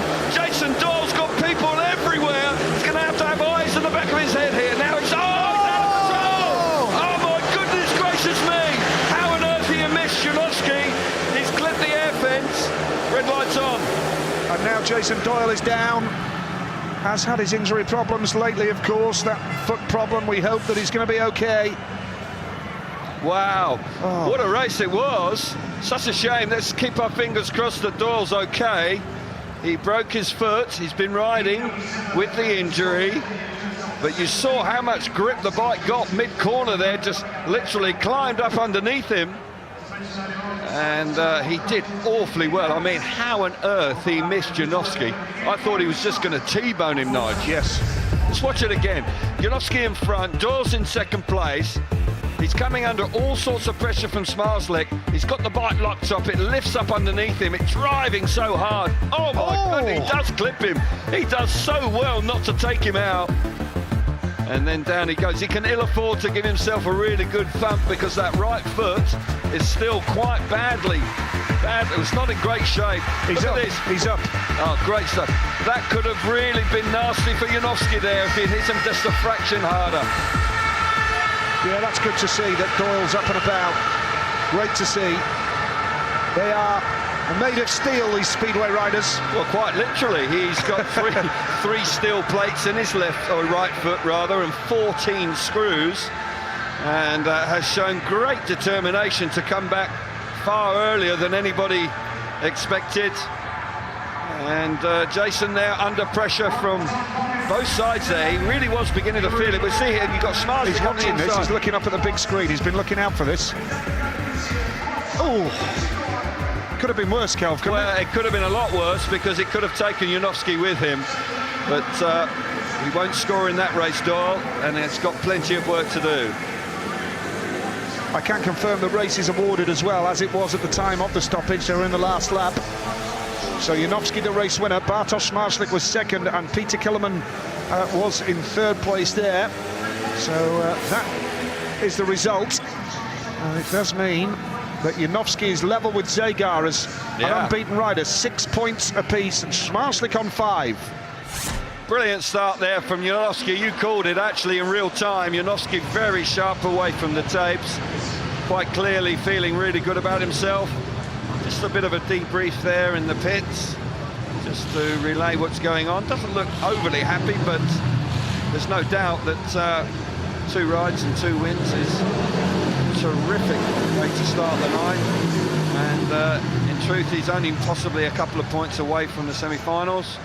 Doyle just trudging back. You can see how heavily he's limping. He does well to walk at all, in truth. He is a tough customer. He was so desperate to ride. A lot of people would have actually possibly have not ridden until tonight, but he's ridden 3 times this week already. But quite clearly, very frustrated. But he's going to have to compose himself, and he's got an opportunity in not too many more heats. Yep, heat number 8, it's Adam Ellis replacing Greg Hancock off the inside gate. Gate number 2 is Patrick Dudek. Chris Holder goes off gate 3 in white, and Emil Saifutinov is off the outside. Now Dudek will sense an opportunity. He's just seen Jason Doyle fail to score, but Janowski has propelled himself right up into contention for the title now, 2 points behind Dudek and Doyle. Really at the halfway stage, we must emphasise that. Long way to go, but this is heat number 8. Oh, movement on the inside. Yeah, Ellis was moving at the start there. The referee has allowed the race to go on. Down they go. Holder bites the dust hard in the first corner. Ellis was rolling, and it'll be interesting. The red lights are on. Interesting to see what caused Holder to go down. They all got there together. Yep. Well, we'll see it again, I'm sure. Now, moving. Perfect roller for Adam Ellis. And when you get away with those, it's a fantastic feeling. Any small movement and dropping the clutch as the tapes go up. You see he gets there. He gives Patrick Dudek a little bit of a clump. And as a consequence, Chris Holder feels the full force of this. A little bit of contact between the riders. It'll be all 4 back. But will there be? It will be all 4 back. Has to be. No intent. Just got all there together, didn't they? Nasty fall there for Chris Holder, though. Yes. Steel shoe was ripped off. If you weren't quite sure what you saw there flying across the screen, it's actually the steel boot that goes under your left foot that enables your foot to slide across the surface as you go through the corner. We are hearing that it will be all 4 back. But a warning for Adam Ellis. But if that's the case, Kelvin, Why didn't he put the red lights on straight away? A very, very valid question indeed, Mr. Pearson. Thank you. Because we might not have had the incident in the first corner if the red lights had come on straight away. Okay, so Chris Holder will get to his feet, which is good to see. Adam Ellis with his Swindon and Great Britain team manager, Alan Rossiter. Well, it's not ideal, this. We've had a lot of restarts and it makes the meeting, doesn't have any flow to it. But Adam now is under a warning. Steel shoe going back on. And for Chris Holder, a vital part of your equipment, a steel shoe. Without it, it means that your boots, when you put it out, or you put your foot out going into the corners, it almost will pull your leg off as you go in there. That enables your left leg to actually just glide across the surface as you enter the corners. So a slightly unusual piece of equipment for a motorbike rider, but a very necessary one for a speedway rider. Sure, heat number 8 coming up then. Once again, the second time of asking. We've had plenty of reruns tonight in the first 8 races. Patrick Dudek, as you pointed out, an opportunity for him. He's on 66 points now. The top 2 in the world, in truth, have had a fairly tough time in the opening heats here, particularly Doyle. Just 1 point from his opening 2 rides, and Dudek got a 3rd place first time out. Can he improve on that now?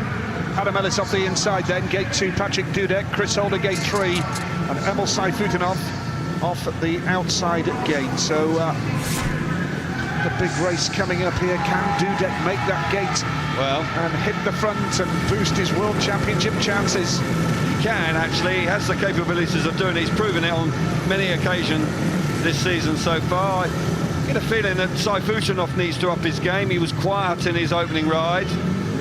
He goes from the outside gate, but this man has been a revelation this year. He really has been a fantastic addition to the Grand Prix lineup.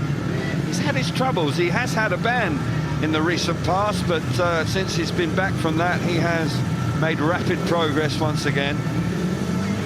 Riders just taking their time, settling down at the start for the rerun of heat number 8. We're just about there now.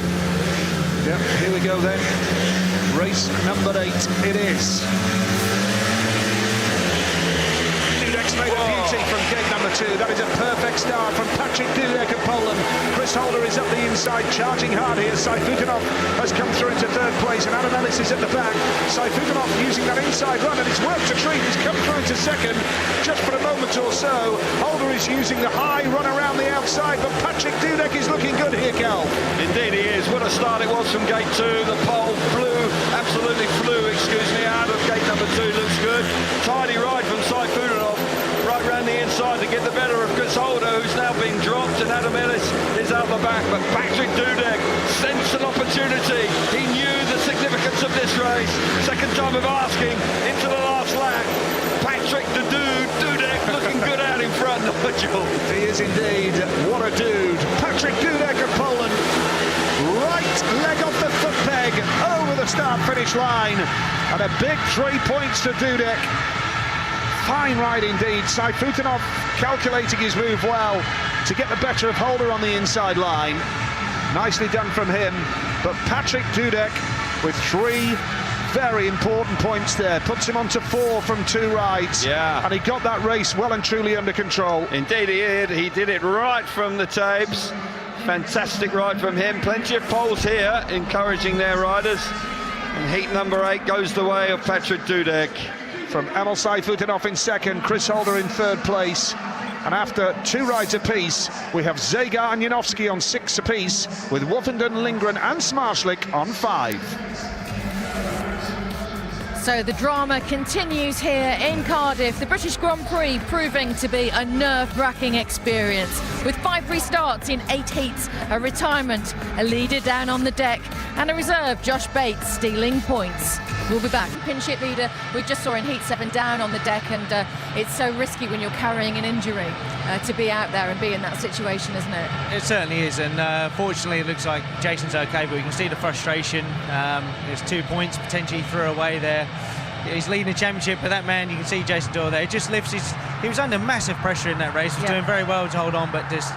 Janowski was very fortunate there for Doyle not to hit him, but just... It's a relatively simple crash, so I'm sure Jason will be fine, but the man chasing him, Dudek, is applying the pressure. You can see right here, right now, what that pressure does to him. He's got to compose himself right now and regroup and come out focused. Well, he's not a shy and retiring character. We know that he desperately wants his championship. We talked about the fact that he arguably should have won last year, and this is a big chance for him this year, and points like that, and then you see Dudek come out and actually, you know, get points. He really is a man under pressure now. He is under pressure, and you, like you say, you can see what it means to him. I mean, the championship, you can see the standings coming up right there. You know, Dudek now kind of just edges out the lead. That's putting the pressure on Jason. He's carrying an injury, and that will play on his mind, you know. But I'm sure Jason will sit down right now. If he can channel that energy just through in the tunnel into his next race, which he has to, then but he's been through it before, he'll bounce back. He's good. He's got incredible focus, hasn't he? Let's just go back. We'll bounce back a bit to the first set of heats, Heat 2, where we saw Josh Bates come out because of the almighty amount of restarts, and obviously Greg Hancock retiring from tonight. And what a performance from him! And we were on our feet. I mean, he was really extraordinary. Let's hear from him now, and hopefully we'll have time to chat about it afterwards. Josh, I spoke to you yesterday and you told me how nervous you were feeling. I suppose you didn't get much time to think about it. How did you feel going out there and then waiting at the start line? Oh, I was just going out there, just expecting, just get a few laps in. I didn't expect to get second, and I were on the ball, really. I wasn't much far behind him, and I'm over at the moment, I suppose nerves is a good thing, so I'm well happy with what I did. Quick pep talk from Ty Woffenden before you went out, and to hold off Holder and Vasilek, that's a race you'll never forget. No, this is one of my life goals, being here, and I've just come second in one of the races, so yeah, and Woffy just told me what to do, keep calm and relaxed, and it happened for me, so I'm happy. I bet you can't wait to get out there. Thanks, Joe. Thank you very much, cheers. It's superb. I know a lot of people at home will be going, ha! He's 6 years old. He was just sensational out there. He grabbed the chance, didn't he, by the horns, really, and just went with it. He did, and it's kind of the luxury of being reserve in some ways, is you don't have time to think. It's like, right, you're in. Yeah. And he didn't get that time to build up all that. Of course, he's nervous, but didn't build anything up in his head. He took full advantage for the first turn, door opened. Yeah, and he was quick. He was certainly on the pace and brilliant, so fair play to him. And he rides for the Leicestershire Lions and the Sheffield tie, anything with a cat in it. He'll have to go to Wolves as well next. But how good is he as a rider? He's a good little rider. He's really light, and yeah, he's good on the bike. He's young, so he has these up and down moments, but you know, something like that, I mean, God, he'll be dreaming about that tonight, that's for sure. Well, hey, to come out in an arena like this and beat a Grand Prix winner and a world champion, have them behind you and get 2 points, it's sensational, and that's great for British Speedway, isn't it? And we can see live pictures now of heats 9 to 12 on the way, and what action we're here having. Look out for that turn 2, actually, it's just behind us. We'll have to talk about that, Scott. Yeah, that's become really important with the curve that they're able to use it. Let's cross over then to our comms boys again. Kelvin and Nigel, take it away.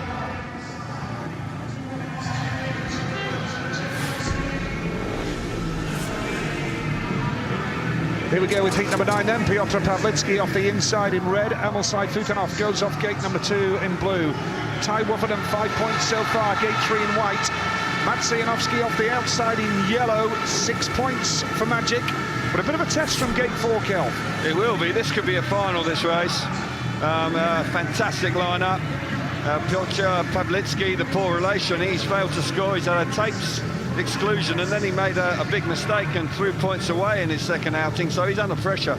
Really has got to come up with a real stunning performance now, but he's a rider that is capable. Emil Sayfutdinov rode really tidily last time for 2 points.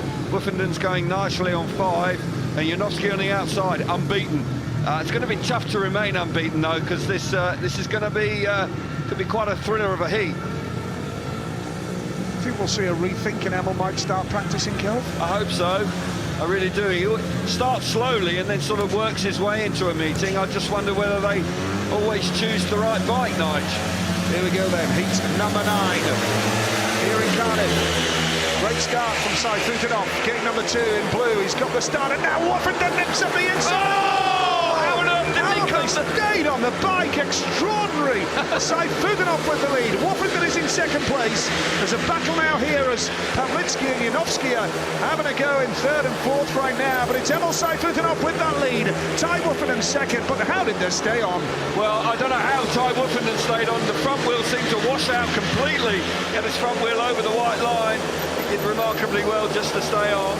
Emil Sayfutdinov, I'm saying he should practice. Maybe I might have to review that. He's had 2 races to practice. Exactly, he's got himself worked into it nicely. Second place last time. Brilliant out of gate 2. The Russian looking nice and accomplished and smooth out in front. Woffinden coming on strong though. Here we go. Yeah, Woffinden's got some speed. He's coming up the inside here. Can he charge up the inside? He can't get there as Sayfutdinov goes over the line. Good effort late on from Ty Woffinden, but Emil Sayfutdinov, and great respect between those two guys as well. Yeah. Battling for the title in 2013, I recall. But Sayfutdinov with an important win because it brings his night to life. He's on 5 points now.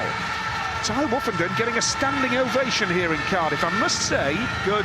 I wasn't 100% sure what sort of reception Woffinden would get.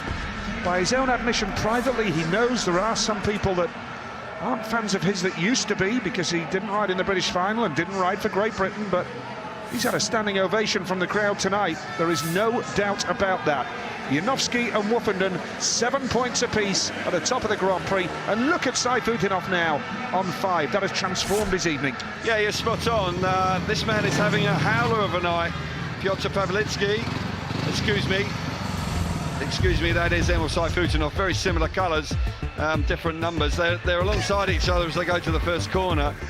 And Emil Sayfutdinov, brilliant start from gate number 2. Look at that, how on earth did Woffinden stay on? That really was tight.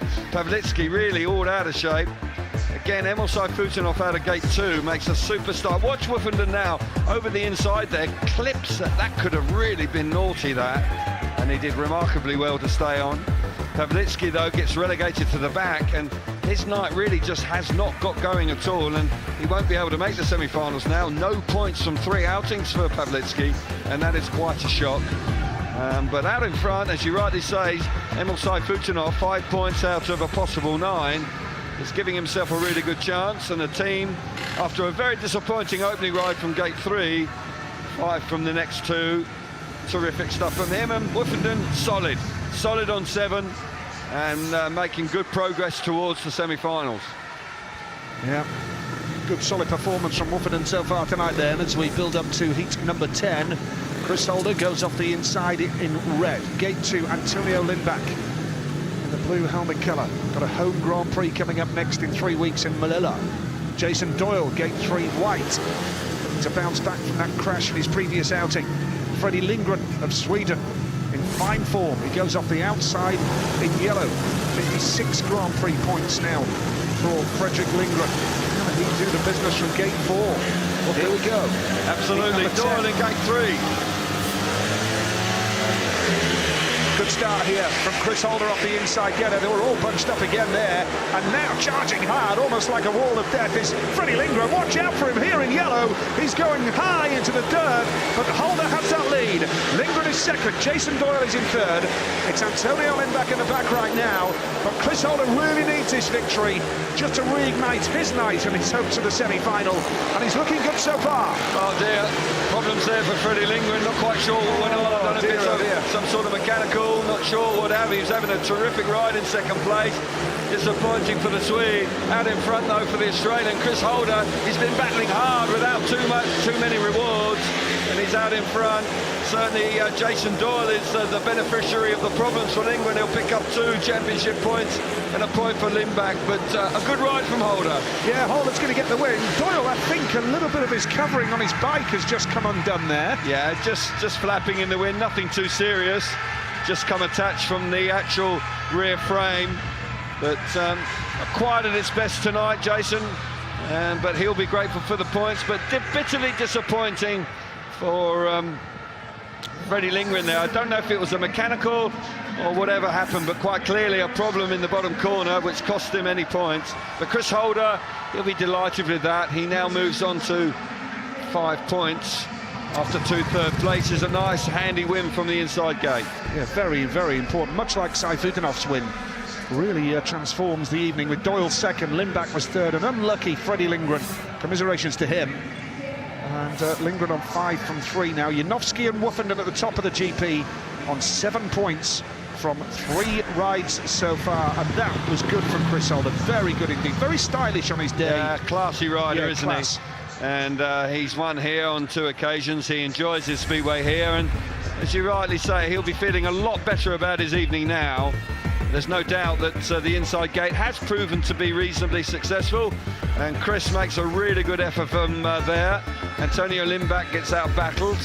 Freddie Lindgren here comes charging around the outside. He looked really threatening early on, but then he hits problems. We're not quite sure what they are, but he runs out of steam at a vital moment because he was pretty much assured of 2 points at the very least. Holder there, looks pretty grippy in that bottom corner. They're having to hang on to the motorbike on the inside, maybe just rutting up a fraction. But for Chris Holder, on 5 points and a win from the inside gate, he'll be pleased with that. He'll be his confidence will be improved significantly. Yes, Holder on 39 GP points is 6 points outside the top 8 right now. The top 8, by the way, we remind you, is what gets you automatic qualification into next year's Speedway Grand Prix Series if you finish in the top 8 this year. Patrick Dudek off the inside in red then, and Martin Vasilek gate 2 in blue, with Peter Killerman going off gate 3 in white, and Niels Christian Iversen goes off the outside in yellow. Some big rides needed here from Vasilek, who hasn't scored, from Killerman, who's only got 2 points. They're approaching last chance, really, even though it's only their third outing. Absolutely, and Vasilek, who started the campaign like a house on fire, has just dipped in form a little bit. 2 riders on warnings here, so they've got to be disciplined on the start line. Gates 3 and 4. And they need points as well. Oh, Dudek made a bit of a hash of that. Looped a little bit at the start, and that's a great start for Martin Vasilek, who hasn't scored a point tonight so far. Dudek still in the hunt, though. Here he comes up the inside. Patrick Dudek in red, but Vasilek still riding hard and still looking for the victory. He's got the drop now. This is a great race developing here. Vasilek, and watch out for the Manic White coming on strong.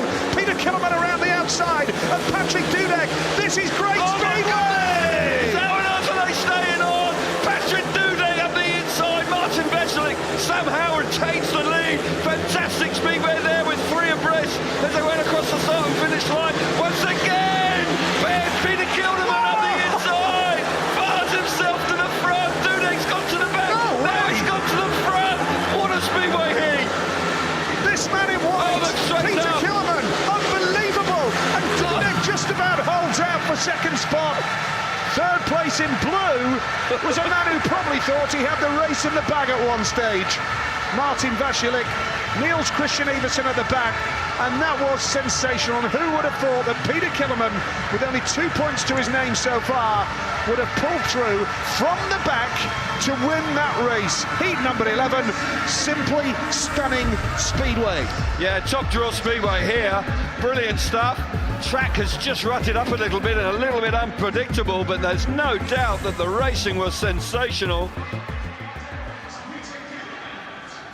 And there's no doubt that we saw something quite spectacular there in heat number 11. Peter Kilderman out of the top draw. Yeah, Killerman from Dudek, from Vasilek, from Iversen, all 4 of them. Very much in the mix at one stage there. It was brilliant stuff. Full credit to these guys. They're putting on a great show. Wonderful Speedway. Wow. Peter Killerman, a surprise winner there on current form. He was, but crikey, did he ride hard. We have seen him ride like that in the past, but not in the recently. And initially, it's all about Martin Vasilek, who's had a difficult evening so far. He hits the front. Patrick Dudek up the inside of him, really pushing hard. Look at Peter Kilderman initially round the outside, almost 3 abreast momentarily with Iversen out the back. Dudek keeps plugging away around the inside here. Martin Vasilek winding it on, desperate to hang on to the 3 potential points out in front, but now the fireworks start here because Peter Kilderman really does come on strong. He goes from 3rd to 1st in one move there. Ooh. How on earth he doesn't take Martin Vasilek with him. Vasilek had to have really good peripheral vision there, Nige, because that really could have been tricky for him. Kilderman out in front. Dudek, there's a problem down in the bottom corner there. You just see the bike straightening up. But that was a terrifically exciting race. And Peter Kilderman rightly has a big smile. And again, his night now is put it right back on track. Yeah, just one race win in your third outing can really put you up the standings. Here's your lineup for Heat 12. Two British riders here. Matti Zegar from Slovenia, unbeaten so far. Josh Bates from Barnsley in South Yorkshire. Gate number 2. I said West Yorkshire earlier, and as a Yorkshireman myself, I should know better. Craig Cook, gate 3 white, and Bartosz Szmartlik off the outside in yellow. Here we go. Heat number 12. There will be a grading break after this one. Oh! And it's Matti Zegar. Craig Cook has got the drop. That is a jet-propelled start from Craig Cook in white. And now come on the outside. Szmartlik absolutely on a rocket ship here. Look at him go. Craig Cook holds second place. Matti Zegar is third. And Josh Bates this time is at the back. And now Cook's going to come under some serious pressure from Matti Zegar in red. They were teammates last year at Bellevue in Manchester. And Zegar has come through into second now. Crikey, he very nearly ran back wheel. Yeah, very nearly ran in the back of Zegar Cook. What a start it was from Craig Cook. I thought he might have got a fly, but he was jet propelled. What a move from Szmartlik down the back straight to get himself literally firing off the fence and down the back straight to get himself to the front. Zegar riding strongly for second place, but Szmartlik meant business in this one. What a ride from the man in yellow, Bartosz Szmartlik. A stunning move down that back straight to come past Craig Cook. He was absolutely flying there. That was brilliant. Matti Zegar in second spot, Craig Cook third, and Josh Bates that time at the back after his second spot in his opening ride. But that's another superb ride from Szmartlik, because he moves on to 8 points now, level with Zegar at the top of the leaderboard. But I can't predict who's going to be a winner here tonight when we have that grand final later on. Who is going to win the Adrian Flux British FIM Speedway Grand Prix? Szmartlik, Zegar, Cook. And now, after 12 heats, we have Szmartlik and Zegar on 8, Janowski and Britain's Ty Woofenden on 7. Well, we are seeing some super speedway here tonight, and as you saw there, Ty Woofenden howling near the top of the standings, on track for success here in Cardiff. Well, what a night we're having here at the Principality Stadium here in Cardiff for the British Grand Prix. Bartosz Szmartlik and Matti Zegar are leading the way after 12, with Janowski and Ty Woofenden nipping at their heels with 7 points. It's been dramatic and enthralling, as you would expect. Don't forget, though, that BT Sport is now also the home of the very best of British Speedway, and Monday night sees a mouth-watering tie up in Manchester as the Premiership's top 2 meet. Hosts Bellevue sit at the top of the standings at the moment, but they'll face a real challenge against reigning champions Wolverhampton in what will be a repeat of last year's grand final. Join Natalie and the team 7:30 on BT Sport 1, and of course one of Wolves' World Championship winners last year. Ty, let's hear from him now. Ty, I'm not quite sure how you hung on in your last heat, so you talk us through it. Yeah, it was. I made a good jump, spun to the first corner, so we're just going to change the setup a little bit, like we do as we go through the night. But first corner was really tight. I couldn't get any more on the curb than I was, and just got through. No one crashed, so it was all good. Started to catch Emil after a couple of laps. Lifted in the middle of the corner, lost a bit of speed. Got my head down for the next 2 laps, caught him back up again. So the pace is there. Yeah. That's it. The fans certainly appreciated it. Standing ovation. It's a great atmosphere out there, isn't it? It's electric. You can't even. The only way to explain it is for someone to come here and check it out themselves. You know, it's absolutely unreal. And every year I come here, it gives me goosebumps when the fans, when we get called out or after I win a race and I can hear them cheering. It's absolutely unreal. So thanks so much, everyone. And Cardiff is by far the best Grand Prix on the series. We're enjoying watching it. Thanks, Ty. Thank you. He's an incredible character, and he's really poised, doing so well. And he mentioned the curb there, and it's something that we noticed really early on. He's using all of the curb around here on turn 2, and you can do that here, can't you? Yeah, it's great that they do that, because it's quite a small track. It allows you a lot more racing room, but I mean, we've got a great view from here, especially going into that 3rd and 4th turn as well. You can see the riders putting their front wheel right over, which they can do as long as the back wheel doesn't go over as well. Then they're not disqualified. So keep an eye out for that. The riders using that curb, and force. I mean, Peter Kilderman used it to fantastic effect. Force will move, but it worked. Yeah, really extraordinary. You're looking at live pictures here. What are you expecting on this one? A prediction for this heat? Oh, who's the man on the inside? Smarslik, isn't it? I think it's going to have to go with him. Yeah, well, he's doing so well tonight, and the inside gate is really strong. Let's cross over to our commentators now. Here's Kelvin and Nigel.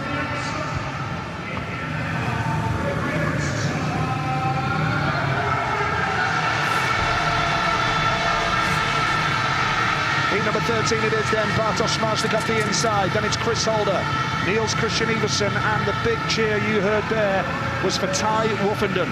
He's off the outside gate in the yellow helmet colour, so he's on 7 points so far. Woofenden, they're right behind him tonight, Kelv. Yeah, great support. Every time his name is mentioned, there's a great reaction, and all the hooters go off. It's a deafening sound, so quite clearly they're definitely behind the man, and they want him to do well. Smarslik on the inside, a winner last time. Holder on gate 2, a winner last time. Iversen fighting for every championship point, and Woofenden on 7 World Championship points tonight is having a really good evening. Here we go again. Yep, another big race coming up here. Woofenden's been left standing at the start, and now Smarslik has that lead. Woofenden cuts up the inside, a typical trademark Woofenden move, and he's come through into second place right now. The lead here is with the super quick Bartosz Smarslik. He's in a bit of form right now. Woofenden is second, Chris Holder is in third place, and the man at the back is Niels Christian Iversen. But I'll tell you what, Bartosz Smarslik has got some speed. Woofenden has as well. Oh, it's straight down, and he's nearly gone. Oh, there's a rush in that bottom corner, and Holder has just about come through. Woofenden being forced wide has got the third. Smarslik is out in front looking good. Woofenden coming on strong. One big blast around the outside. Going into the last lap, he's still in third. Iversen coming on strong out the back. Smarslik's got this, but can Woofenden get the better of Holder? Well, it looks as though Holder's just done enough to block his way through, and Bartosz Smarslik is going to take the checkered flag. He's into the semi-finals, no problem. 11 points to Smarslik now. Second place went to Chris Holder after Woofenden's little slip in that race, but Bartosz Smarslik, my goodness, he's got so much speed. Really determined tonight. He's loving it. Firing on all cylinders. He is loving it, and he's showing that quite demonstrative to tonight. Bartosz Smarslik doing a great job.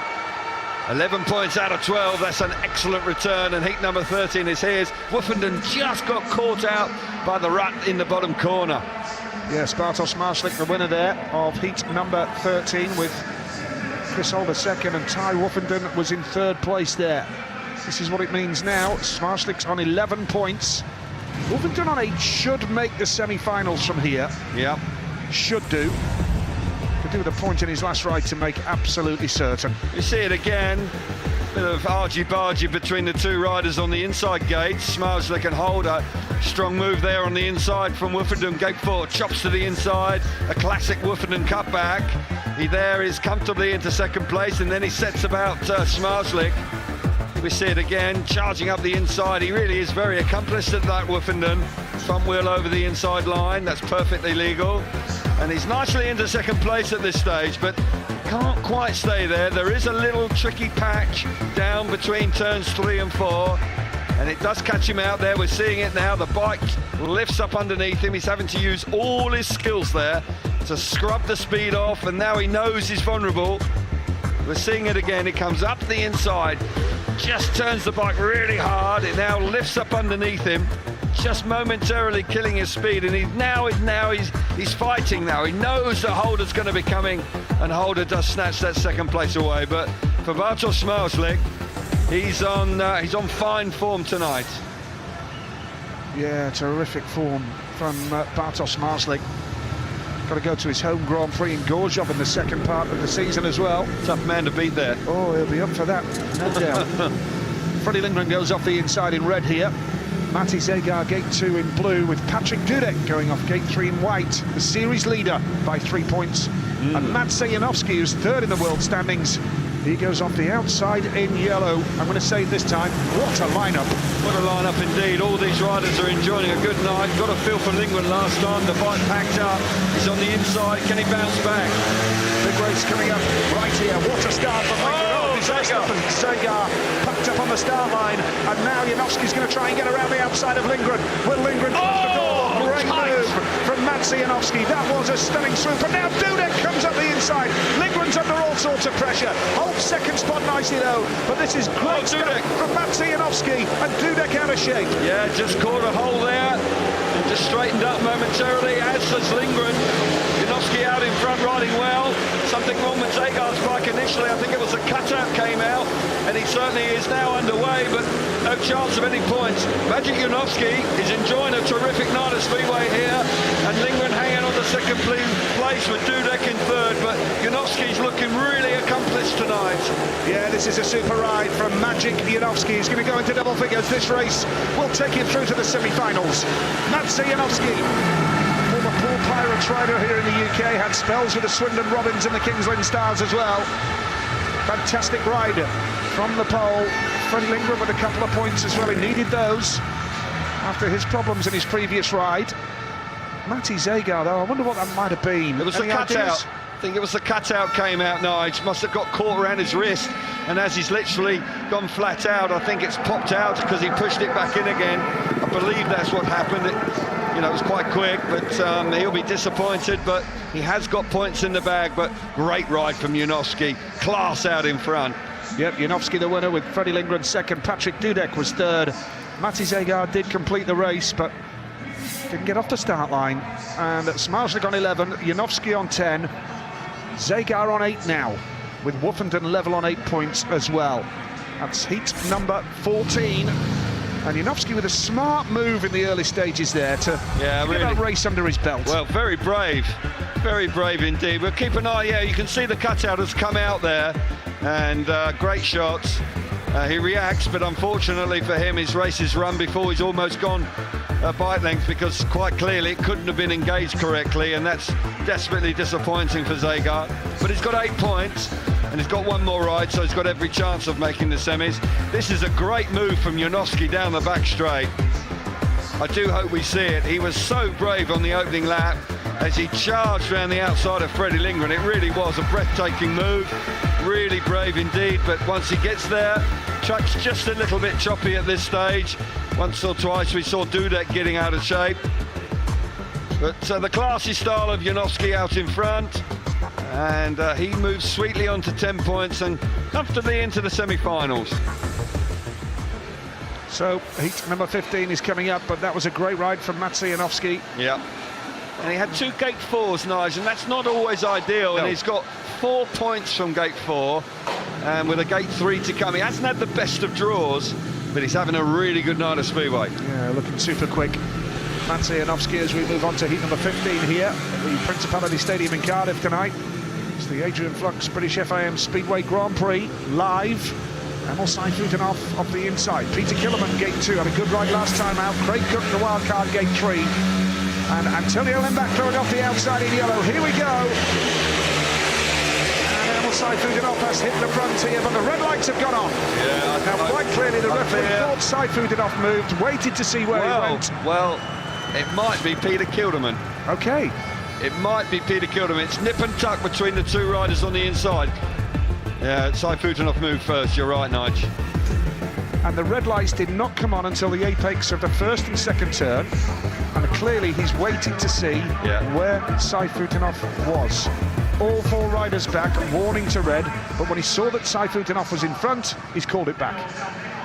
Yeah, slightly confusing with the referee, because in truth the rule now suggests if you move early, you get a warning, but he let it go around the first corner. I suppose his philosophy was, or his thought process was, that if Seifutenhoff had penalised himself, for example, then maybe he would have allowed the race to continue. That's not the case. We've seen this on many occasions tonight, and it is frustrating. It's frustrating for everybody, and but I think it is as a consequence of the stature of this event. There's no doubt there is more nerves being shown and displayed on the start line tonight. The start is so vital. Yeah, and Emil's on 5 points. He's got 2 heats to go, so really needs another 3 or 4 points to extend his evening into the semi-finals. So there is pressure there. Peter Killerman on a warning from a previous offence. Yeah. And now Seifutenhoff on a warning off the inside gate. So well, they're going to have to behave themselves, otherwise they're going to limit their chances. Saifutinov just with a very nice ride last time. A little surprised that he moved there. He doesn't often do that, Emil. He's pretty well behaved on the start line, but not that time. Track just beginning to rut up there on the start line. It always is happens on the temperate tracks, and at times you do then actually have to. There will come a period of time when the rut becomes too deep and you can ground out, so then you will be forced to use a fresh piece of the track. P15, second time of asking. All these warnings, they're going to run out of yellow tape in Cardiff. It's Emil Saifutinov off the inside, Peter Killerman gate 2 in blue, Craig Cook in white, and Antonio Lindback going off the outside in yellow. Lindback, winner last year, he needs points as well. Yeah. So the pressure is very much on. Indeed it is, Nigel, but a race win for Lindback and it will turn his evening around. 7 points for the race to go, then he'll have every chance, but not an easy task in the Grand Prix these days. Saifutinov on the inside, has got an official warning this time, needs to stand still. 8:15 it is then. Saifutinov, can he get there or will Kilderman get the drop? Saifutinov has the inside run, but Kilderman's got the drive round the outside. Now he's on one wheel and Kilderman is really working hard. Saifutinov's got to take him wide. Oh, it's a stunning move and Cook's still in the mix here. Great Cook very much on the pace, the Great Britain wild card. Cook tries the inside run. Cook's come past Saifutinov. Now he's into second place.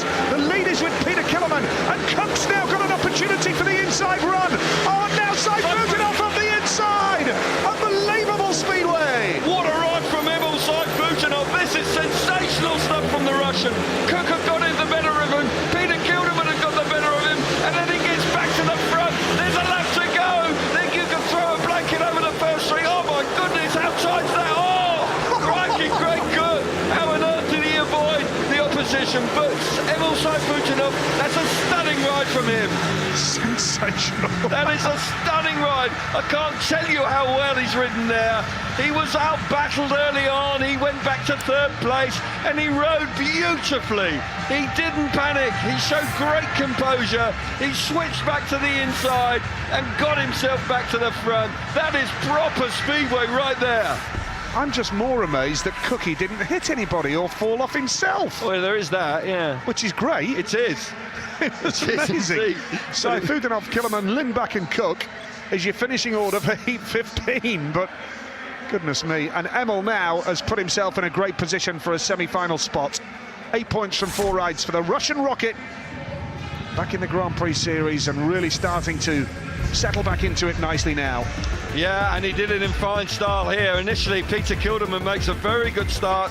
Second time of asking, he's round the outside, but Emil then really hugs the inside in the first corner, gets to the front momentarily, but Peter Kilderman is fired up, full of confidence. He gets around the outside. Cook then really charges up there, the bulldog spirit being shown there. Cook gets the better of the Russian, but Emil then rides such a brilliant line. He's able to square that corner off, and he goes from third to first in about a lap and a half here. Really is quite a sensational ride to get the better of, firstly, Cook, and then to get the better of Kilderman, who'd swooped round the outside of him early part of the race. This really was stunning stuff as they charge into the last lap. It really was still anybody's. Craig Cook now straightens up and very nearly clips the back. Peter Kilderman and then Antonio Lindback. Antonio Lindback just can't believe that Cook didn't wipe him out. Watch it again here. These are great shots. Oh, how on earth he didn't. Oh my goodness. They got a wince then as he goes across the track. Cook can't believe he's been out-battled. But for that man, that is quite a sensational ride. That's the sort of ride that can inspire you to a win on the night. Yep. Welcome to the Craig Cook Stunt Show exhibition here in Cardiff. Wow. Heat number 16, it's Martin Vasilik off the inside in red. It's Piotr Pawlicki off gate number 2, 0 points. That's a shock. Adam Ellis coming in here for Greg Hancock, gate number 3 in white. And Jason Doyle goes off the outside in yellow. That's not easy for Doyle from the outside gate. Can he hit the front? Well, can he stay on the coattails of Patrick Dudek? He's only 4 behind him in the title race. Yeah, but he'll want to. Usually frustrated last time, Doyle. Absolutely. Here we go. It's a good start from Vasilik off the inside gate. Now Doyle is going to try the inside switch. Great move from Jason Doyle. Didn't make the best of starts, but he's picked up the lead with some very intelligent racing. Doyle has the lead, but watch out for the man in the red helmet colour. Martin Vašilik putting the pressure on. Pavlitsky is third, and it's Adam Ellis in the white helmet at the back, but that was a clever switch by Jason Doyle. Yeah, smart stuff there from Jason Doyle, showing great maturity here. Clearly frustrated last time, but he's bouncing back in fine style. Martin Vašilik made him work really hard for that on the opening lap, and Pavlitsky's having a nightmare of a night.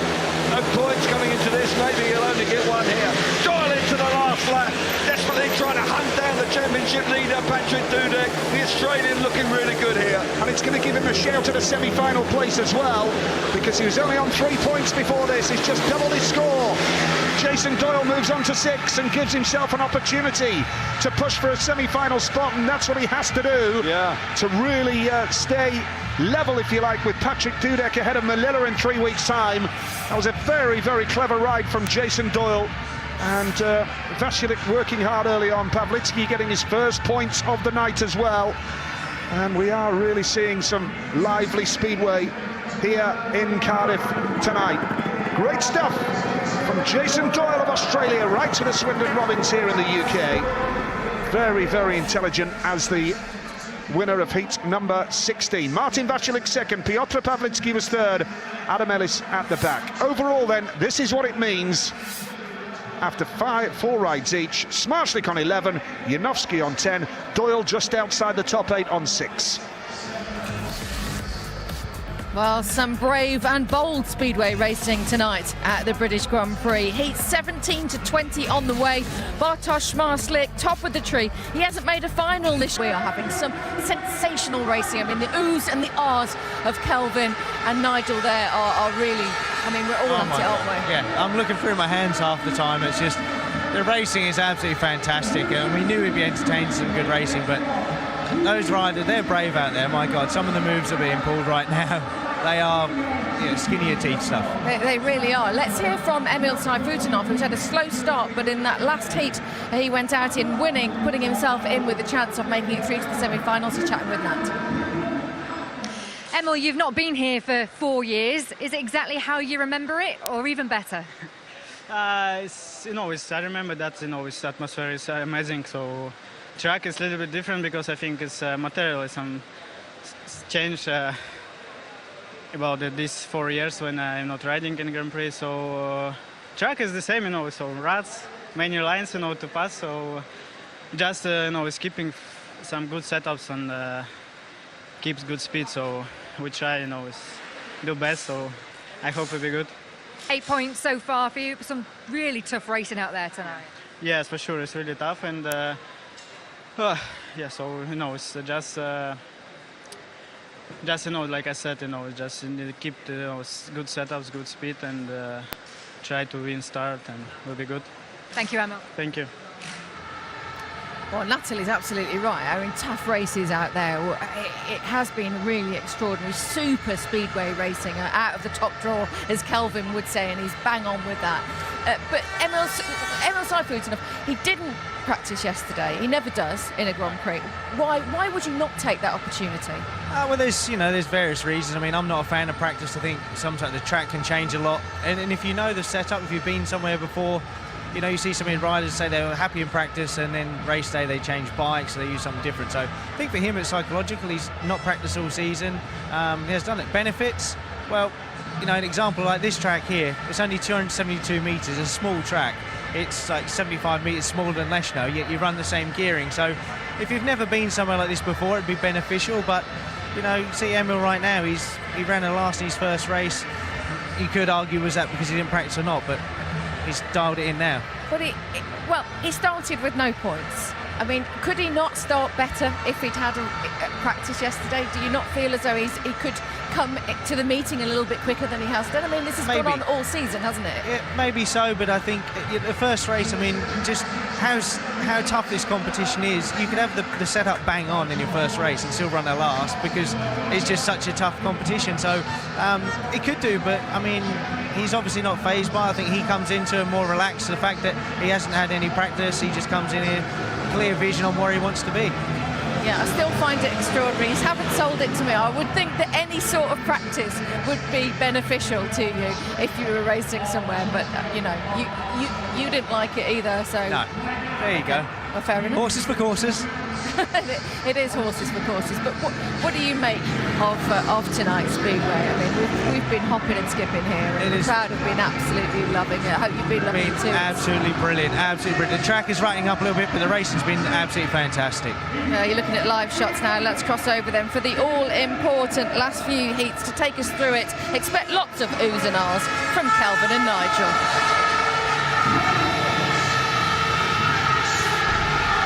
Heat number 17 is here. Huge roar again for Woofenden. Off the inside gate, Patrick Dudek, gate 2 in blue. Jason Doyle needs points here, second at least. And Craig Cook going off the outside. This will be his final outing here tonight. He will not make the semi-finals of this Grand Prix. A reminder, we are in Manila in 3 weeks' time for the next round number 7. Looking forward to that. And it all ends up in Melbourne, Australia in October to decide the new world champion for 2017. Well, are we seeing him here in Heat 17? Could well be. Well, top 2 in the world here, Nige. Dudek and Doyle, side by side in gates 2 and 3 respectively. Could be quite a clash there. Doyle has got work to do though. He's on 6 points, needs probably at the very least a second place. Woofenden has had a good night. He's on 8, he's on the inside. Got a good chance of a win here, Woofenden. Yep, heat number 17 it is then. Which way will this one go? Dudek's made a beauty off gate number 2 and he's clamping Woofenden down here. That's a very smart move from Patrick Dudek. Doyle's coming around the outside now. Here comes Jason Doyle in white. What a ride from Jason Doyle! Oh my goodness! He has come from absolutely nowhere. Second place is Dudek. Woofenden is third, but he's chasing hard after Dudek. And at the back is Craig Cook, but Kelvin. Hats off to Jason Doyle. And on a top draw that move. Brilliant stuff from the Australian. Clearly, totally determined to get to the front. And look at him go. He is flying. They must have made a couple of tweaks because he really is on the fire in this one. Dudek in second place initially. Brilliant away from the start. And there's no doubt that Woofenden's been dropped in third place. Doyle, absolutely superb here. He's got the bit between his teeth and he has delivered the goods. That is an absolutely magnificent ride. He is made of tough stuff, isn't he, Jason Doyle? No doubt about that, Nigel. He is a very proud Australian and he performed brilliantly there. A lot of people potentially would criticise him for riding, wanting to go to the World Cup with that severe foot injury. But by crikey, does he want this world title? That was a man who was absolutely, well, refused to be beaten there. Moves on to 9 points. Got to be in the semi-finals now. Jason Doyle just showing what a strong character he is. Oh, just a bit. Absolutely superb. And Doyle, Woofenden and Dudek have finished on 9 points apiece after their 5 rides here. So, Doyle, Dudek, Woofenden, the finishing order. Cook at the back. His night is over. And Doyle, Dudek, Woofenden, 9 points apiece. And by the way, Craig Cook, we will see him on Monday night with Freddie Lindgren. For our British viewers in the Premiership, Bellevue versus Wolverhampton. Looking forward to that. Indeed we are, but I'm looking forward to initially the replay of this race because this move, you described it brilliantly, Nige, because where does it come from? He charges around the outside, there's a lot of grip there, and he comes roaring around the outside of initially Woofenden and then Dudek. No easy task. Best riders in the world. Let's watch it again. Tapes up, Dudek makes a flyer out of gate 2, hugs the inside, must have felt he had every chance, but here comes the Australian, roaring around the outside, a fabulous move, a classy move, a rider that possibly is destined for his first world championship this year. Look at this, really the bike absolutely fabulous, the speed down the back straight, absolutely terrific, and Doyle goes on to win relatively comfortably. That's what it meant to him. He's through, he should be in the semi-finals. It's going to be tight for the semis. 3 riders already on 9 points. Points are going to be vital in these last 3 races. Well, nice to see a smile on his face now. He wasn't too happy earlier. He wasn't. He just scored 8 points out of the last 3 outings. Brilliant. That is much more like it. So, heat number 18, here we go. It's Martin Vasilik off the inside in red. Freddie Lindgren goes off gate 2 in blue. Bartosz Smarslik, gate 3 white. He's been on great form tonight. And Emil Sayfutdinov going off the outside in yellow here. Heat number 18. So for Lindgren, he could do with points off gate number 2. See how he goes. A poor night for Vasilik so far. He's made a good start from the inside gate there. He's made it count. Now can Lindgren make it count on the inside run? Watch out for Sayfutdinov in yellow. Down the back straight. Smarslik had to get off the gas there. Otherwise he could have been in trouble. Watch out for Sayfutdinov now. Taking up the challenge, and Lindgren's gone to the back. Smarslik's come through into third. But watch out for Sayfutdinov. He's just blown. Martin Vasilik away. That is unbelievable from the Russian rocket. Well, Emil Sayfutdinov back to his best tonight. Oh my goodness! Oh, spoke too soon. How on earth did he save that? Turned the bike almost inside out. Just about managed to stay upright. Smarslik and Vasilik now battling hard for second and third. Smarslik charging up the inside of Vasilik. Just about gets the better of him, but for Emil Sayfutdinov, a super ride, but very nearly threw it away. Great ride from Sayfutdinov. Put him down for a semi-final spot, no problem. 11 points for Emil Sayfutdinov, and Bartosz Smarslik was left at the back and has somehow managed to come through into second place. Wow, Brilliant. Well, it was brilliant. And Emil Sayfutdinov, crikey, he was looking so majestic out in front. Just as I said, he was back to his best. He very nearly threw it all away. Did remarkably well to stay on. Yep, started with the last place and is on 11 now. Brilliant ride from Emil Sayfutdinov, and look what it means. He moves into second place. Smarslik on 13 leads the Grand Prix. We've got 2 heats to go before we will know our semi-finalists here in Cardiff, and it is shaping up quite beautifully. Indeed it is, and we've just witnessed another masterclass from Emil Sayfutdinov. A slight blip, 2/3 of the way through the race, but prior to that he really was looking terrific. The previous race where he came from third to first was fantastic stuff. We're looking at the start initially. Vasilik off the inside makes a great start. Lindgren on the inside, hugging that curb. Thought for a moment he might be able to get to the front, but here comes Sayfutdinov. He's in the traffic, tight, really tight down the back straight on the opening lap. But the Russian allows the bike to run deep into the bottom corner. There's a fair amount of grip out there. Look at that, bike digging in. And he comes charging around the outside. Vasilik hanging on out in front. We're seeing it again now. Vasilik in front, off the first corner. The Russian rocket coming. Oh, there wasn't a lot of racing room there, was it? It was getting very tight indeed. And here we see, look at the dirt coming off the back tyre. That means there's plenty of dirt there, and the bike's beginning to generate more and more pace. Now into the bottom corner, second time of asking. Back wheel in the dirt, and he hits the front, and does he do it in style? But then he has a bit of a moment. There's no doubt about that. He looks pretty comfortable now, just sort of writing in my programme 3 points, and then, hello, oh my goodness gracious me. He is a touch fortunate there, there's no doubt about that. He looked like he was a goner to me. Back tyre lets go, almost turns himself inside out. There's a touch of good fortune about that. But he won't be worried now. 11 points to his name, good stuff. Brilliant stuff. Heat number 19 coming up here then. Let's take a look across the grid for you. Peter Killerman goes off the inside in red. He's had a good night tonight. Chris Holder, gate 2 in blue, leads points. Matty Zagar, gate 3 in white. And Piotr Pawlicki going off the outside gate. Only 1 point tonight. Disappointment for him. That's a decent start from Holder off gate number 2. Now charging through in yellow. Pawlicki having a go, but it's a good ride from Peter Killerman here. And now Holder's going to try the inside run. But it is Peter Killerman with the lead. This is a good performance from Peter. Oh, crikey! He's out of control! How on earth did he stay on? He's now going to get back to the front! Oh, that is never incredible! What on earth is going on here? What happened there? And Matty Zagar is in danger of dropping out. He now comes back to the third place. He needs that. Going to need every point you can get. Peter Kilderman out in front. Well, I just don't know how to describe it. Well, just as I said, he was riding beautifully. He gets in all sorts of trouble. He's having a good night. He survived a scare or two.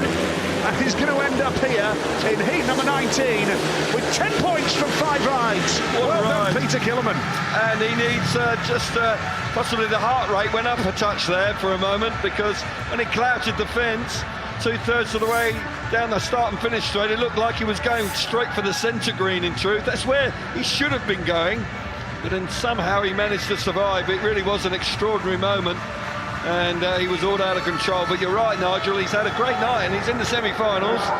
Chris Holder on 9, but it's going to be awfully tight between Holder and Woofenden on 9 points. It's going to go to the countback now, and Woofenden could miss the semi-finals even though he scored 9 points. Killerman, Holder, Zagar, Pavlitsky, the finishing order there. And at 19 heats gone now, and you see Woofenden has dropped out of the top 8 on 9 points. Yeah, hugely competitive night. Riders dropping points, but certainly 9 points might not be enough for Ty Woofenden as a consequence of the countback. We'll have to wait for that. This was an extraordinary race. Initially, there's a real lot of hustle going into the first corner. Peter Kilderman round the inside with Chris Holder coming through in the second place. Matty Zagar out the back having to work hard. He started so well. Look at that. How on earth did he stay on? Then he actually, not only does he stay on, he thought, right, okay, wind it on and I'll get myself back to the front. Let's watch it again. He clouts the fence really hard now. Straightens him up almost, well, he was off the bike. That's just as I was saying how beautifully he was riding. Yes, exactly. Exactly. I'll tell you what, this is quite stunning in the way he recovered. How on earth he recovered? Well, there's got to be a certain amount of good fortune in it, that's for sure. Now he hits the fence here so hard, it almost throws him over the handlebars. He's completely out of control there. That's fortunate. He could easily have run off the track there, but he immediately recovers and winds it on and wins the race. Brilliant stuff from Peter Kilderman. I'll tell you what, I was watching Holder there on the replay, the way he was controlling the throttle and just getting off the throttle to try and avoid any... Well, I don't blame him, because he had a rider, he didn't quite know which way he was going to go. And did well to steer out of his way, but an incredible ride from Peter Kilderman. Antonio Lindback off the inside in red, Niels Christian Iversen gate 2, Mats Janowski on gate 3 in white into the semi-finals, and Josh Bates off the outside. Only one of these riders will progress through to the semi-finals. The rest is just a question of picking up points towards their overall Grand Prix standings. Of course, Bates is a reserve here in the Grand Prix tonight, and in for the injured Greg Hancock, who has that shoulder injury. So, heat number 20 it is then, the final race of the regular 20 qualifying races, and it's a decent start from Iversen here, but there's Lindback at the inside as well. Oh, Josh Bates got in a little bit of trouble there, and Mats Janowski had a little nervous look over his left-hand shoulder, but the lead here in blue is in Niels Christian Iversen. Antonio Lindback second, third place in white is Mats Janowski, and the man at the back is Josh Bates. Indeed it is, a little bit hairy in that first corner, but Niels Christian Iversen has taken full advantage. The grip's out wide and he's looking very quick indeed, unlike earlier on when he was struggling for pace. Lindback in second place is coming under pressure from Janowski. Janowski's in the semi-finals, but every point is valuable. Can he get himself through the second place? Track's a little bit tricky right now. Iversen looks very impressive here, possibly too little too late for the Danish man. Yep. But it's going to be a confidence-boosting win for Niels. Good ride indeed from Niels Christian Iversen. He's on 38 Grand Prix points. The bigger picture is he's still just hanging on in there outside of the top 8 with, what, 11 points off the top 8. That'll have to be his first target now, a top 8 place for Niels from now on. Yeah. But in the overall standings. An encouraging ride, you're right, a confidence-boosting ride. He got himself in the right place, and the grip on the outside, he generated a lot of pace. You could just sense that Janowski was a touch circumspect there, he didn't really push it. But for Niels Christian Iversen, that was an impressive ride. Iversen, Lindback, Janowski, and Bartosz Zmarzlik leads the Grand Prix going into the semi-finals on 13. Well, it's been a hero to zero, zero to hero kind of evening. Breathtaking drama here in Cardiff. Completely unpredictable type of evening as the 2017 season has been through. What a night it's been. With live pictures comparing the track behind us for the semi-finals. We make the semi-final. I mean, I might have got this wrong, but pull me up on it. It's your fault if it is. Yeah, thanks. Bartosz Zmarzlik, obviously, who's just been absolutely extraordinary all night. Maciej Janowski, Emil Sayfutinov, who came so good after a slow start. Peter Kilderman, who you might not have thrown in there. What a turnaround. Matty Zagar, Chris Holder, Jason Doyle and Patrick Dudek, and no Ty Woffington. Can you believe that? On No. 9 points did he end up with? Yeah, and 9 points, you'd think that's a definite shoe-in for a semi-final, but no, I mean, this was a few boys tonight have had a real tough night, not scored, but yeah, 9 points, you'd think that would be safe, but again, just showing just how stiff this competition really is. I go back to the start of the conversation we had in the preamble, the tightest competition, the hottest competition that we've seen in Grand Prix racing. Yeah, and for a final, Ty was probably on paper the favourite to go through. He's made the last 3 finals, and potentially maybe tonight he misses out. Well, it's such a shame because he's had such an incredible reaction here from the crowd, and you know, this really was an important night for him to kind of bring his confidence up and take him forward into the second half of the season. It was, and Natalie at the outset of the show asked if he was concerned about not making a final, and he kind of said he's more frustrated. Well, he'll be very, very frustrated now. Again, it's another final he's missed out on, and it was a must. You know, he was in 5th position.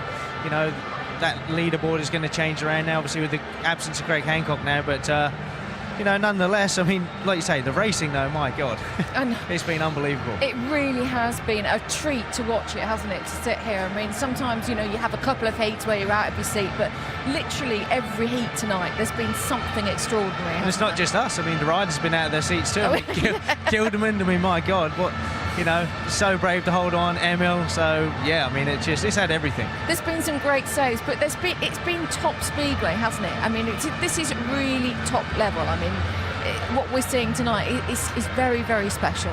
It's exceptional, and you know, I've been looking down at the results. I mean, Vasilik, you know, he was under pressure tonight, and you know, he's rode good, but he's just been so unlucky. He's led 2 races now and ended up coming 3rd both times. So you know, there's been some riders tonight who deserve more points than what they've actually earned. Well, we had an incident with Craig Cook. I mean, he was out there leading, and he could have won the race. He ended up with no points. Yeah, and that's it. Just and I think for Craig it will have been a huge eye-opener. I mean, tonight was a pretty ferocious. I mean, we haven't seen a Grand Prix this intense for a long time. I mean, it's been a fantastic series, but tonight there's just no quarter given, and you can't sort of rest. Normal league meeting, you can kind of, somebody's there, okay, give them a little nudge, push them out of the way, but tonight, that's it. If there's a slightest gap and they're taking full advantage, like we commented earlier, we highlighted that curb, they've been using that to massive effect. And thank you for that. That's really lovely. And that's the point, isn't it? Here, that they've all had a moment in the sun tonight. Really, you haven't seen anybody. I mean, only I would say Pavlisky has had a poor night tonight. You would have expected more from him. Yeah, I was expecting a lot more because he was, you know, on that crest. He's, you know, had a brilliant Grand Prix series. He was fantastic in the World Cup. But then look the other way around. Yankovic Marslik has had a tough one, and he's, you know, actually flying. But so now Ty Woffington obviously coming around to reap the applause. Obviously, maybe that is confirmation that he's not in the semi-finals. You can see his score there. Deserves to be there. What a shame he can't believe it. I mean, that is really sad for the fans. It's the only time that the fans have got to see him today in Britain all year, and sadly just hasn't made enough points. It was that last one, wasn't it? That last heat that really let him down, and he's just not been able to make it on camera. No, and like we said, I mean, 9 points, you'd have thought he would have been in. So, but you know, full credit to Ty to come round to do a lap of one. I'm sure the fans will appreciate that. Yeah, absolutely.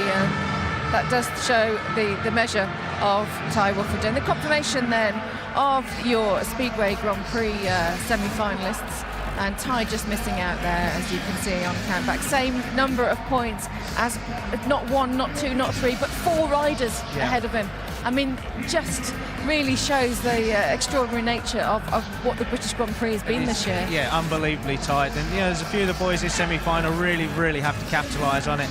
You know, Zagar and Holder there.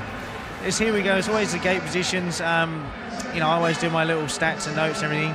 The inside gates are favourable. There you go. Smarzik coming for gate 1. I'm pretty certain the next guy up will go for gate 2. Just to get... And actually, gate 2 has actually been making some pretty good jumps. In some respects, it's actually been making a better reaction to the first turn. There's a massive rut in gate 1, isn't there? That's it. That's, you know, at the start of the show, we said that sometimes can be a problem here. The ruts go so deep, so you can pick one that has a really good line, but it's just too deep. But so that first semi-final, interestingly, we're going to have Doyle and Dudek lined up against each other, the championship leaders. But coming into this one here, you've got these two guys nearest the camera, Chris Holder there with the monster hat on. He really, really needs to take full advantage of this and put some points on the board, start climbing up that ladder, because he's not had a good Grand Prix, and tonight, you know, if he can make that final, he'll come away feeling so much better about the series and looking forward to the second half. Well, very much looking forward to these semi-finals. As expected, Gate 3 leaving Gate 4 for Chris Holder. And good to see Chris Holder in the semi-finals. Yeah, brilliant to see him in there. But you know what? I wouldn't be too disappointed if he was off one of those outside gates, because, you know, looking at the actual race wins, you know, the last block of races, every gate had a race win. So it's just being smart in that first turn. But it's been intense all night. But the semi-finals, if it could, it comes up another level. Yeah, no, it has been absolutely extraordinary. And for you, which point of the track has been the most important part for you? But I wonder whether we're actually sitting at the point that's made the difference. Yeah, we've got a fantastic view going into that third and fourth turn. I mean, you can see how some of the rides are just cutting the corner right off. But that bottom bend is starting to rut up. It's caught a few riders out. That's where it could be interesting. It seems like there's a rut there. If the riders come in too tight and they back into that rut, that's why you're seeing them lift. So as much as they've got to be ruthless and forceful on that turn, you still got to keep your wits about you. Yeah, you certainly have. And well, we've seen a lot of massive moments here. You had confirmation there coming up on your screen of those two semi-finals. And you know, we didn't even talk about Peter Kilderman before, did we? He's been quite erratic, really, hasn't he, all season? But tonight he's put on well, a rather erotic show, you could say. I mean, he's just been absolutely extraordinary. He has been absolutely phenomenal. And you know, he come in, he had a tough time. There's no question he struggled in the couple of Grand Prix prior to this, but tonight, you know, it's a track that suits him and his style, and I mean, he's just been so brave. I mean, every race he's been in, he's just been all over. I mean, he's been inside, outside, he's just fearless. I mean, in this race here, it was absolutely brilliant. He's in the red on the inside gate, just battles his way through, but just watch, he was starting to get a little bit out of shape, goes there to stop the runner, Chris Holder, but where he comes in here, just cuts a little bit too much grip there, just pulls him out towards the fence, and you see the riders will usually bounce off the fence to get extra grip going into the corner, but he hit it way too hard. I'm sure he'll be feeling the effects of that in the morning. And Patrick Dudek, first time here, you would never know, would you? No, well, that's just, you know, the class of it. You can just look there. I mean, Chris Holder, look how he reacts there, has to shut off. He'll be frustrated because that kind of messed his run up, and he would like to put another point on the board, but nonetheless, he's in the semi-final. But yeah, Patrick Dudek, world-class rider, and he's still keeping that championship title. Look at that, deadlocked at the top. Yeah, look at that. How extraordinary is that to come in level and still be level now just before the semi-final? And Jason Doyle, he is a Terminator. I mean, he came out just when you thought that, you know, he was so beaten up, he looked so despondent, so disappointed. We knew he was going to channel that energy, but then he comes out and he just does absolutely brilliantly. He did, and when they met in two wins in the last couple of heats. Yeah, when they met, kind of Jason's got the bragging rights in that one, but right now this is really going to be, it'll be interesting to see if they focus on each other here, because they're leading the championship, but as much as they want to just focus on the job tonight, that will be in the back of their mind that those two are leading the championship right now, and if one of them can go through to the final and the other one misses out, that would be a huge goal for tonight. What's Jason Doyle thinking now? He's just thinking win.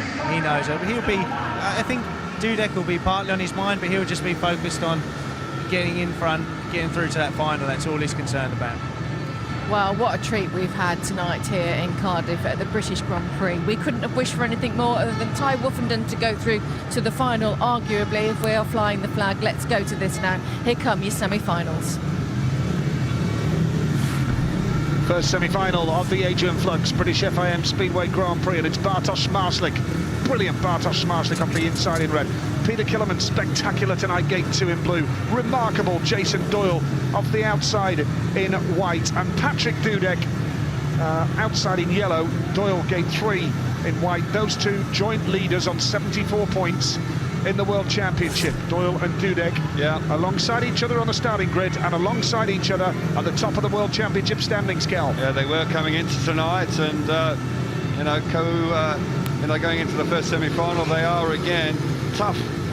Tough for Ty Woofenden to miss out on the semi-final. 5 riders on 9 points. Dudek only had one heat win, but on countback he gets the better of the 2-time world champion. He's on the outside, he's ridden strongly. Marslik, though, he's favourite on the inside, had no hesitation taking the inside gate, probably rightly, but Doyle last time out was exceptional. Yep, semi-final number 1. Here we go. Doyle's made a good start from gate number 3. Can he get there? It was a wonderful gate. Smarslick's there in red as well. Smarslick now has that advantage. Doyle is second, but Dudek's got a lot of speed. Dudek's going to try the outside run, and he's going to come round the outside of Doyle. Oh, that's a wonderful move from Patrick Dudek. It is a Polish 1 and 3 at the moment, because Doyle's come back into second place. That was a great move from Jason Doyle. Smarslick has the lead. It's Jason Doyle in second place, and Patrick Dudek is third with Killerman at the back. Brilliant start from Smarslick off the inside. Jason Doyle really determined to get the better of Dudek. Was there, got up the inside of the Polish boy just when Dudek looked like he was going to get round him. That Doyle forced his way through, back into second place. Smarslick enjoying a fabulous Grand Prix. Down the back straight, he's through to the final. Yeah, Bartosz Smarslick is on his way through, and Doyle's going to join him as well. Patrick Dudek's night is over, as is Peter Killerman's. And Jason Doyle is the new leader of the World Championship, and he has another chance to add to it in the final. But what a ride from Bartosz Smarslick. Yeah. Superb from start to finish there. But when Dudek came on strong, Doyle responded with great character yet again. Yeah, there was no way Dudek was going to go round the outside of Jason Doyle. Doyle once again has turned his fortunes around tonight. He's had a few problems along the way. He's crashed, he's injured, but he's determined to keep in this World Championship chase, and he's giving himself every chance. What a ride from Smarslick. He's on fire tonight. Smarslick and Doyle over Dudek and Killerman. In the World Championship, Doyle's on 76, Dudek's on 75. Smarslick is on 16 here tonight. And what a semi-final number 2 we have coming up as well. But that was a great ride from young Bartosz Smarslick, and equal credit to that man Jason Doyle as well. Yeah, big move, he had to make it. Dudek was looking threatening in third place. Again, the tapes are up.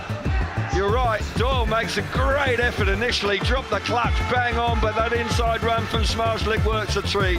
Dudek there working the outside run, really ran the outside, and the Australian becomes very much aware. Dudek's into second place. Now watch this move. Very subtly just comes across in front of Dudek, and Dudek has to come out of the throttle, and he loses his momentum. This is the key moment. Dudek was there, threatening, momentarily into second place, into the second lap, through the first corner, and Doyle charges up the inside, blocks the move of the Polish man, and makes sure he hangs on to second place. And more importantly, he's through to the final, and Dudek will not ride again this evening. Out in front, Smarslick riding out of the top draw tonight. Really has shown great form, and those two boys are nicely through to the final. Brilliant stuff from Doyle again. Great stuff from Jason Doyle. Family here tonight from Australia. And Bartosz Smarslick always has his family with him. His dad's alongside him quite regularly, of course. Brother in the pits as well, part of the team. Yep. Now, second semi-final. This man, Chris Holder, has won here twice in his career. Well, he would love to make it a hat-trick tonight. Emil Sayfutdinov off the inside in red. Matt Sianowski, gate 2 in blue. Gate 3, Matti Zagar. Gate 4, Chris Holder. Here we go, second semi-final. Which way will this one go now? Green light on. Janowski is absolutely shot away from the top. Oh, I don't know. I'm not sure about that one. The red lights are on, and Janowski is furious. It looked like a great start to me. I don't think he moved at all before the tapes went up there. He's not happy at all, is he? No, he's gesturing a couple of times to the referee on the back straight. Let's see this again now. Bang. Brilliant start. Not too much wrong with that in my view. Well, it's going to put salt into the wounds if he gets a warning as well. That is a fantastic start. And rightly displaying his frustration. He's parked the bike on the start line. Janowski's on the start line. And he is desperately... There's no Arms up to warning the for referee, that. Kelv, he did there. Yeah, he did. Yeah, gestured to the referee more than once, but he has not received a warning for that. And I Put his arms up in the air towards the referee as if to say, what the heck are you doing? Well, the referee... This is a warning as well here. No. Surely Phil Morris has just given him a warning there, hasn't he?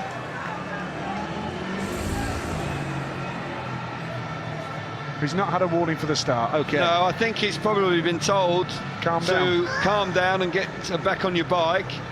But there's no doubt that I think the referee reacted too quickly there. Christian Prashower. Drama here in semi-final number 2. It's slightly confusing there because Phil Morris came across and it looked like maybe he was relaying to Janowski that he was going to be warned, but I don't think he is. Second time of Arsenal warning. Let's just clarify that. It wasn't. I can understand the frustration when you're in such a big race to make such a good start and then the red lights come on for no good reason. That's tough to take. Place in the final on the line here. Exactly. Stakes are high. He'll never make a better start in his life, Kel. No, that was a classy start. But he's a classy rider and he's going to have to show his composure now. Emil Sayfutdinov, Mats Janowski, Matti Zagar, Chris Holder. Same lineup. Janowski was not warned by Phil Morris. I'd love to know what Phil was saying to him. Anyway. Get back on your bike, I think. Yeah, probably. Yeah, and stop doing too much gardening. Was he calling for the watering can? Possibly. So, here we go then. Semi-final number 2. What a night. What can happen now? It's had a bit of everything, hasn't it? It has indeed. Frustrating all these restarts tonight, but overall it's been a great night at Speedway. Sayfutdinov will be pleased. All 3, apart from Janowski, will be pleased because Janowski was away. He was gone, absolutely. Here we go again then. Green light on.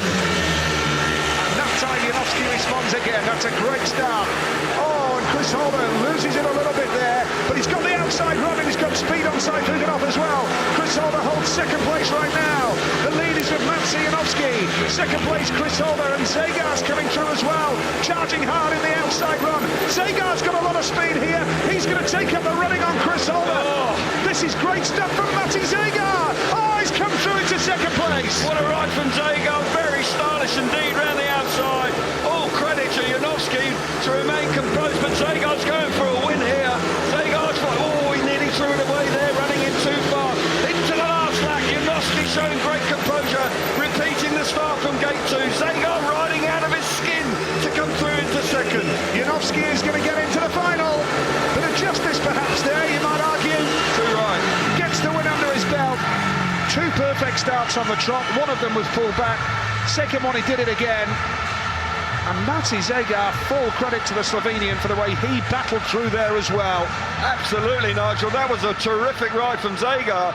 Bitterly disappointment for Sayfutdinov, who was looking like a potential winner tonight. He misses out, and Holder, who was there initially, but couldn't resist the charge from Zagar, who came charging into second place. Janowski and Zagar through, Holder and Sayfutdinov out. But Janowski's looking like a potential winner to me. Janowski, Zagar, Holder and Sayfutdinov. And tonight, I can tell you, if Janowski wins the final, he will go level with Dudek in second place in the World Championship. The final will come next.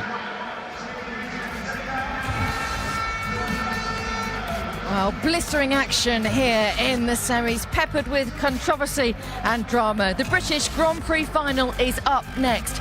Hard racing, intense competition, a well-earned breather, whilst in a fortnight's time the stars of MotoGP will return to action following their mid-season break, and far too long it's been as well. Join the team on Friday the 4th of August from 8 AM on BT Sport 2 for the start of the coverage for the Grand Prix of the Czech Republic.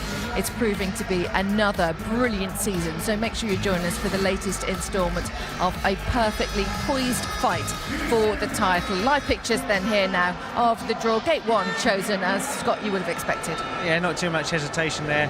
I would personally be going for Gate 2 because you can get a pretty good reaction, and Magic made an absolutely fantastic start from there. But ironically, in both the semi-finals, Gate 3, which Zagar has opted to not go for, is actually the gate that's actually had the 2 second places. So, Jason Doyle, he's just, like I say, he's in this final. He can gap a little bit more on Dudek, so he'll be fully focused on trying to do that. He'll be going to win. Like, of course, they all will be in this final, but in a sense, a small element of pressure slightly gone from Jason Doyle in the fact that Dudek isn't in the final with him, or not? I think it will be there, perhaps. Of course it will. You know, he's already got 1 point on him. He can get a couple more now. But I think, you know, he'll just be focused on winning. That's what Jason's all about. We've seen the intensity. We saw just how he lost it in the tunnel. You know, it means he wants to be world champion. He should have been last year. He doesn't want anything to get in the way of that.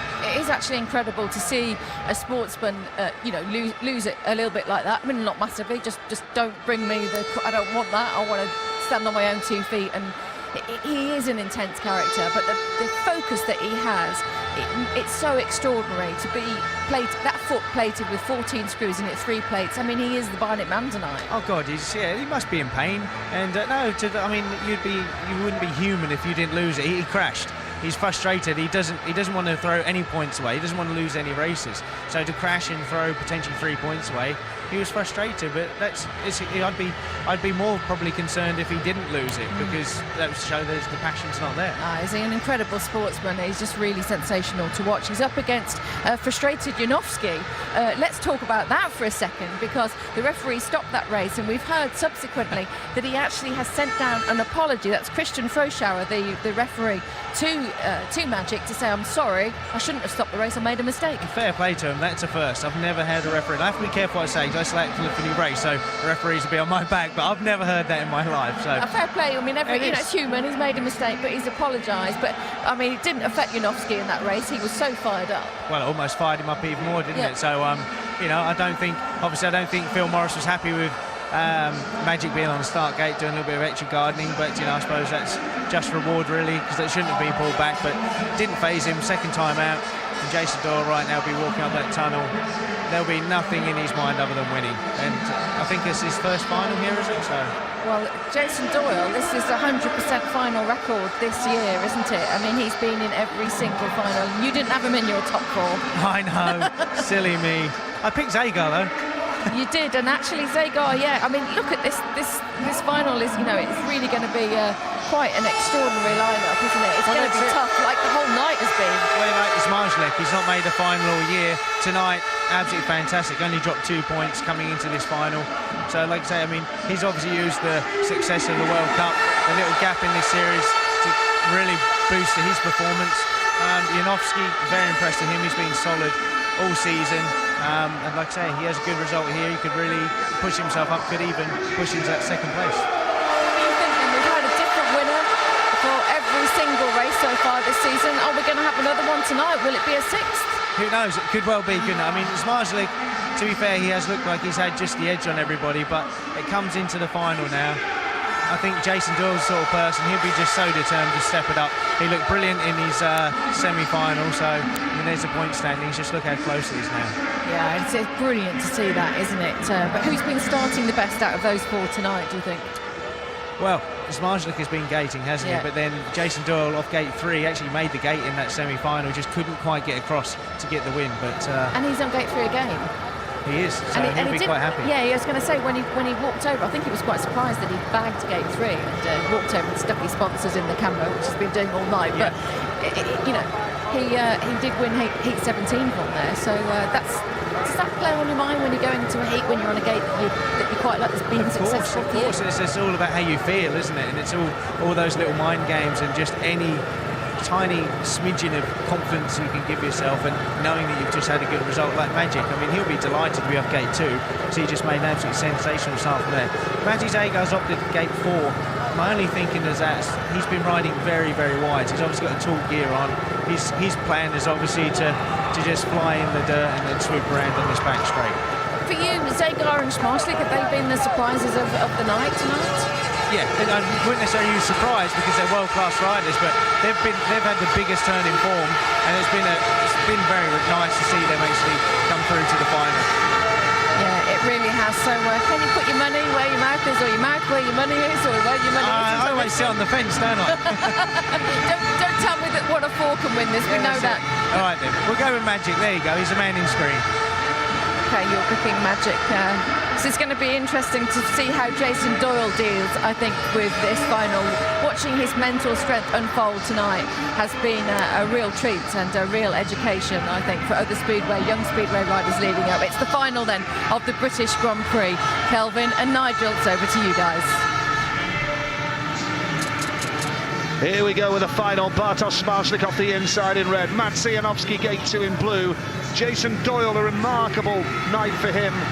1 from 2 rides, and then he's on 11 now and in the final in gate 3. And Matej Zegar off gate 4. Don't rule him out. We saw him, what he can do from the outside when he's on the outside of the track, getting the drive, getting the speed. The 2 young Poles on the inside, 2 gates.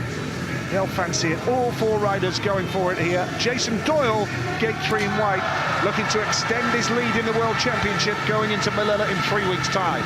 Doyle's done a remarkable job in the last 2 Grand Prix. Considering the injury he sustained, he's ridden brilliantly to do that. Zago on the outside, he was sensational to come through to 2nd place to secure his place in the final. And they haven't graded the track, so there is plenty of grip on the outside. Can he utilise that again to get himself to the front? Smarslik is favourite for me on the inside. He's only dropped 2 points on the night, 16 to his name out of a possible 18. That's a great performance. Janowski supreme, won the semi-final nicely from gate 2. He starts there again now in the final. What a night of Speedway here in the Principality. 1 more race to go. Here we go. Grand final in Cardiff 2017. Doyle. Jason Doyle almost hit the tapes. Tense times. Hit the tapes. Just seen a lot of that tonight. Very close to touching the tapes. Well, we'll see a replay. Did he touch them? Wow. That's awfully close, you know, Nigel. I think he might have done. I'm not sure. All 4 riders back. Warning to Jason Doyle. That must have been...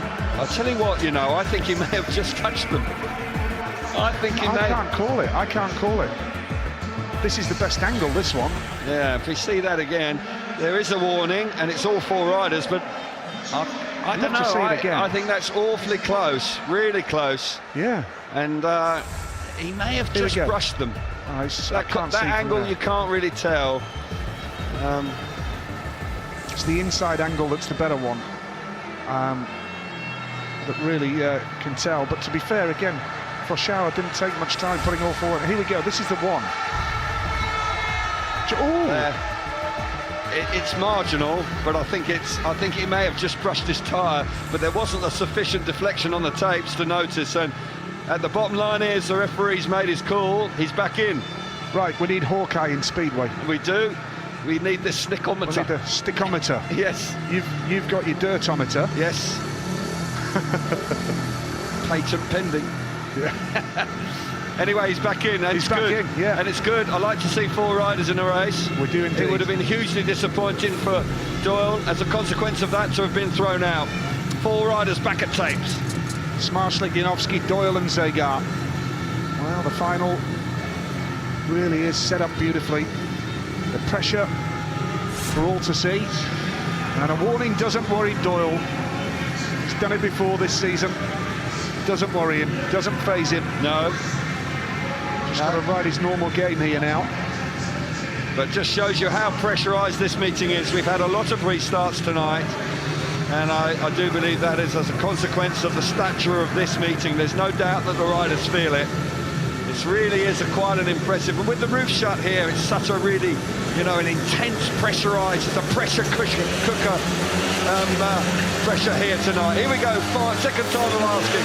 Here we go then, yes indeed, and Janowski's made a beauty from gate number 2. Now, can anybody catch Matt Janowski?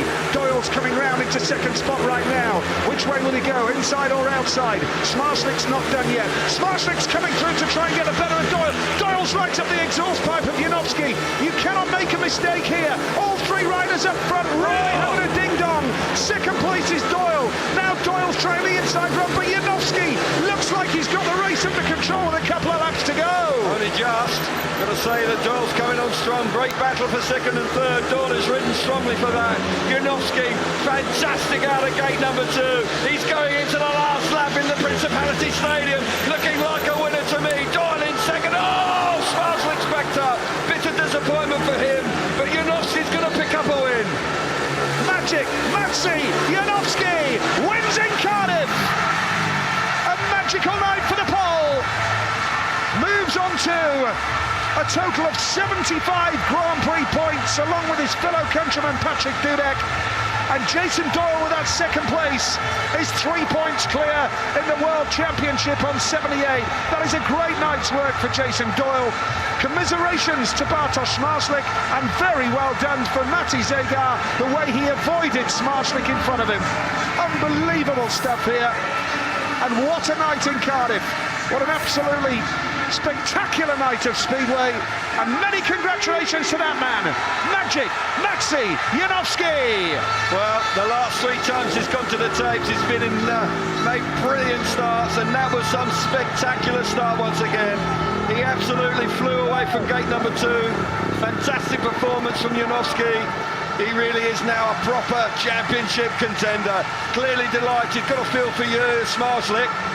By packing up, that denies him being on the rostrum tonight, and Zago, as you rightly said, did very well to avoid him. What a night for Janowski. That was some performance from him.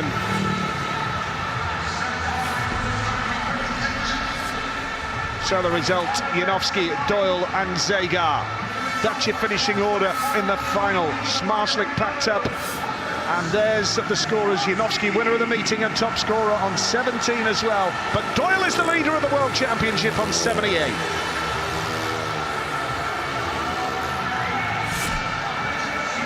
Well, what a ride that was. Really has shown great composure in the semi-final. The second time of asking, when he made such a good start initially, and then he came back to the tapes and did it again. Gate 2 has worked superbly well for Janowski in both the semi-final and, more importantly, the final. Fantastic ride from Doyle. But Zmarzlik makes him work hard for it. Doyle coming around the outside of the Polish man. He really has to hustle it there for the first couple of laps. Janowski running in deep hard. Here we see the tapes again. What a start that is. Absolutely a perfect start from the Polish man. Gets the better of his compatriot on the inside, Zmarzlik, who'd had a great night. And Doyle coming through in the second place and a 3-point lead. Doyle really is in there battling. And certainly Janowski is now a real contender to be world champion. What a night this is. Got to be quite possibly the biggest win of his short career so far. Really is an exciting night for Matej Janowski. Brilliant. Can't beat a nice, tasty donut. That's exactly what Janowski's doing to celebrate. Full credit to him. Absolutely magnificent. What a win. That's a moment he'll remember for the rest of his life, you can be sure of that. Matej Janowski. Let's head down to Amy now. Matej Janowski, congratulations, you are the 2017 Adrian Flux British FIM Speedway Grand Prix winner. Listen to that crowd. How do you feel right now? Oh man, it's hard to say something because that was so emotional for me. This meeting cost me so much energy, but we did it. Thanks to my team and all my sponsors, my friends. Woo! Many congratulations. There we have it. Our British Grand Prix winner taking back-to-back wins here, Matej Janowski. Superb performance from Janowski tonight. Really was a very classy display of speedway from him. We'll see the championship standings, Nigel. Yes, and that was after round 5. This is after round 6 now. A good night for Jason Doyle, and who would have thought that when he was sat on 1 point from 2 rides? Yeah, great effort. Doyle on 78, Janowski and Dudek on 75, and Freddie Lindgren on 58 points. And the top 8 as well, Zegar on 48.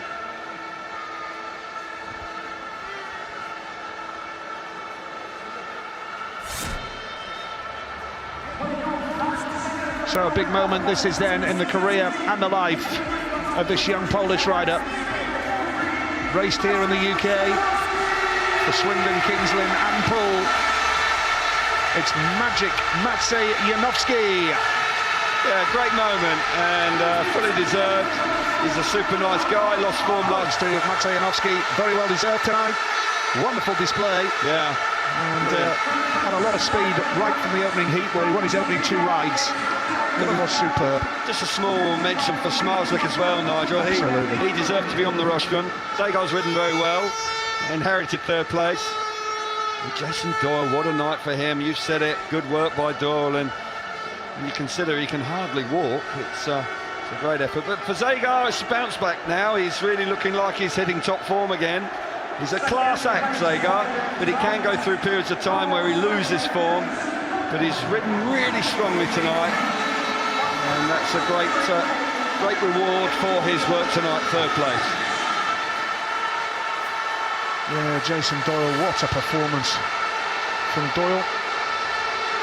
Very special display, and the type of display that can win you world titles, I would suggest. Absolutely, I think we saw it in Horson's when he got 15 points with that foot. But the winner on the night, fully deserved. Says it's taken a lot of energy out of him. Well, fair play. He's got the reward he wanted. He's got the win. And he's won Grand Prix before, but this is the big one. It's a meeting that every rider wants on their CV as a winner, that's for sure. Champagne moments and great scenes. And all 3 of these riders have ridden out of their skins tonight. Have indeed. Well done to them, and it's been a good show tonight. We've seen some excellent Speedway as we usually do here at Cardiff. The crowd have got involved as well, and it's been a wonderful atmosphere. And I look forward to coming back here next year as well. Absolutely, can't wait for that. Track just rutted up a little bit, but I've got to say the track curators did a great job because they managed it really well.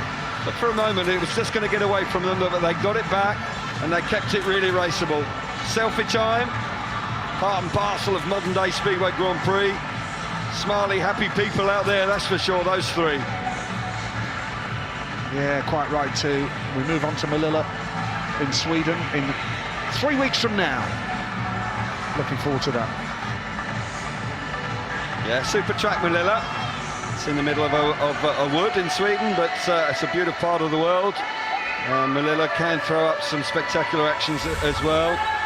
We see it again. Look at this. This is great moments. These will live long in the memory. And for Doyle and Janowski, they're challenging for the title now, those 2. Zagar has made a big move. He's just outside the top 8 on 48 points. So a good move for him. He'll be really pleased with that. But for that man, Janowski, he's now right in the thick of it. He's equal 2nd in the world with his compatriot Dudek. And as I said earlier, he is a major threat to be world champion now. And 2 of the 6 remaining rounds are in Poland. Gorzów and Toruń. Good point, very good point. Yeah, imagine the support they're going to have there. So, great shots. Wonderful occasion as always here in Cardiff. Thoroughly enjoyed it. It's been an exciting night. Been an unpredictable night, but Speedway these days is, and it's been I'm sure everybody's thoroughly enjoyed it. This man is the centre of attention, and rightly so. It's been his night, and there's no doubt that he has ridden supremely. He really is a class act. I can remember when he took over the captaincy of the Pool Pirates in Britain, and he led that team to victory that year, and he kind of came of age there, and suddenly I saw what all the fuss was about. Janowski is the real deal. Brilliant stuff. Kelvin, great work as always, and I'll see you at Bellevue, Wolverhampton for British Speedway on Monday night, and then Melilla in 3 weeks' time. Enjoyed your company as always, Kelvin. Thanks so much indeed. Pleasure.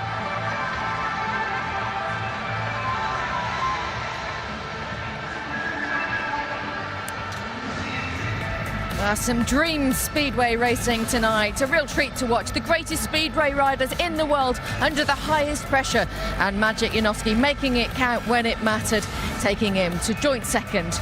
Reaction next.